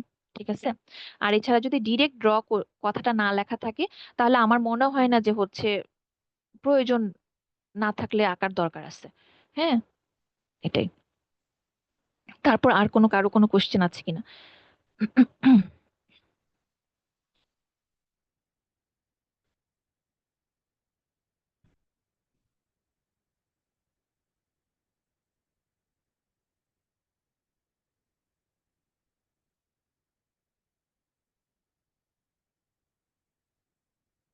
আচ্ছা, আর কারো কোনো কোশ্চেন আশা করি নেই। হ্যাঁ, কোশ্চেন থাকলে করে ফেলতে পারেন, না হলে হচ্ছে আমরা হয়তো সেশনটা শেষ করে দিব। আপু আসসালামু আলাইকুম। আপু জি, কুল ওয়ালাইকুম আসসালাম। ওইটা কি আমরা মেইন কপি কিনবো নাকি ওই যে ফটোকপি যেটা পাওয়া যায় সেটা কিনলে হবে? কুলকার্নির বই। কোনটা কোনটা কুলকার্নি বই? কুলকার্নি। কুলকার্নি বইটাই হচ্ছে মানে ওইটা মেইন বই না, ওইটার যেটা বইটা পাওয়া যায় ওইটাই মানে কালার ফটোকপি। হ্যাঁ, ওইটাই পাওয়া যায়, মানে ওইটা আসলে হচ্ছে পিডিএফ টাইপের কিছু একটা থেকেই হচ্ছে কালার প্রিন্ট টাইপের করে বের করে। ওটা পিডিএফটা আমাদের কাছে, মানে কারো কাছে পিডিএফ ভার্সন নাই, ওটা হচ্ছে যারা আসলে প্রিন্ট করে তারাই কিভাবে যেন করে। হ্যাঁ, ওই কালার কপি টাইপেরই হচ্ছে পাওয়া যায় কুলকার্নি। কুলকার্নিটা যেটা যে আমি আসলে শেষ করতে পারি নাই। ঠিক আছে, কুলকার্নির অনেক সাইন, তো আমি ইম্পর্টেন্ট সিস্টেম গুলাই হচ্ছে পড়েছিলাম। প্লাস হচ্ছে কুলকার্নিটা সবচেয়ে ভালো হবে যাদের আসলে হচ্ছে আগে থেকেই আইডিয়া ভালো আছে, তাদের দেখা গেছে যে এখনই কুলকার্নি শুরু করলে মানে ট্রেনিংটা যারা হচ্ছে ভালো করে করা থাকে তাদের হচ্ছে শুরু করলে পড়তে কষ্ট হবে না। কিন্তু আমার কাছে মনে হবে যেন সাটনটাকেই বেস করে পড়বো আমরা। সাটনটা পড়ার পরে, ঠিক আছে, প্রত্যেকটা আপনার যদি মনে হয় যে হ্যাঁ আমি সিস্টেমের পরে পড়বো, প্রত্যেকটা সিস্টেম শেষ করে ওই সিস্টেমের কুলকার্নিটা তখন একবার রিডিং দিলে আমার কাছে মনে হয় যে ওইটা পড়াটা ইজি হয়ে যায়। হুম, পড়তে কষ্ট কম হয়। তো কুলকার্নির মধ্যে আমার কাছে যেমন ব্রেইন একটা হিউজ সিলেবাস, আমার কাছে কুলকার্নি ব্রেইনটা অনেক শর্টের মধ্যে ভালো লাগছিল। হুম, মানে কুলকার্নি ব্রেইনটা মানে আমি যেহেতু হয়তো ব্রেইন পড়ছিলাম শুরুতে, এই জন্যই হয়তো ব্রেইনটাই মনে হয় ভালো লাগছিল, এরকম হয়তো হইতেও পারে। কুলকার্নির ওই ব্রেইন সিস্টেমটা আমার কাছে ভালো লাগছিল। আর আরেকটা যেটা আপনাদের কুলকার্নি রেসপিরেটরি, জিআইটি, হেপাটোবিলিয়ারি, হ্যাঁ, মাস্কুলোস্কেলেটাল কিছু কিছু জিনিস আমি মাস্কুলোস্কেলেটাল কুলকার্নি থেকে দেখছিলাম, এটাই। আর হচ্ছে বাকিগুলা আর দেখার আসলে সুযোগও হয় নাই, আর হচ্ছে দেখাও হয়নি, আর সুযোগ হয় নাই বলেই দেখা হয়নি। তো এই সিস্টেম গুলা ভালো আছে, কারণ কি সাইন কিছু সাইন গুলা দেখা গেছে যে এক্সট্রা সাইন আমাদের দেখা গেছে সাটনে নাই, কুলকার্নিতে আছে। ওই সাইন থেকে দেখা যাবে যে কোশ্চেন আসতে পারে, এসবিএ টাইপের আসতে পারে এটা। আর হচ্ছে কিছু স্পেসিফিক টু দা পয়েন্টে যেহেতু ওখানে লেখা থাকে, তা আপনার পড়ার প্রিপারেশন নেওয়াটাও সহজ হয়, ভালো লাগে পড়তে। মানে একটা সিস্টেম যখন পড়বেন পড়া শেষে আপনার তখন দেখবেন যে কুলকার্নিটা পড়তে ভালো লাগবে, যেহেতু টু দা পয়েন্টে ওখানে আহ থাকে, ঠিক আছে, লেখা থাকে। তো এটাই। থ্যাংক তো ইউ। জি, তারপর আর কারো কোনো কোশ্চেন আছে কিনা?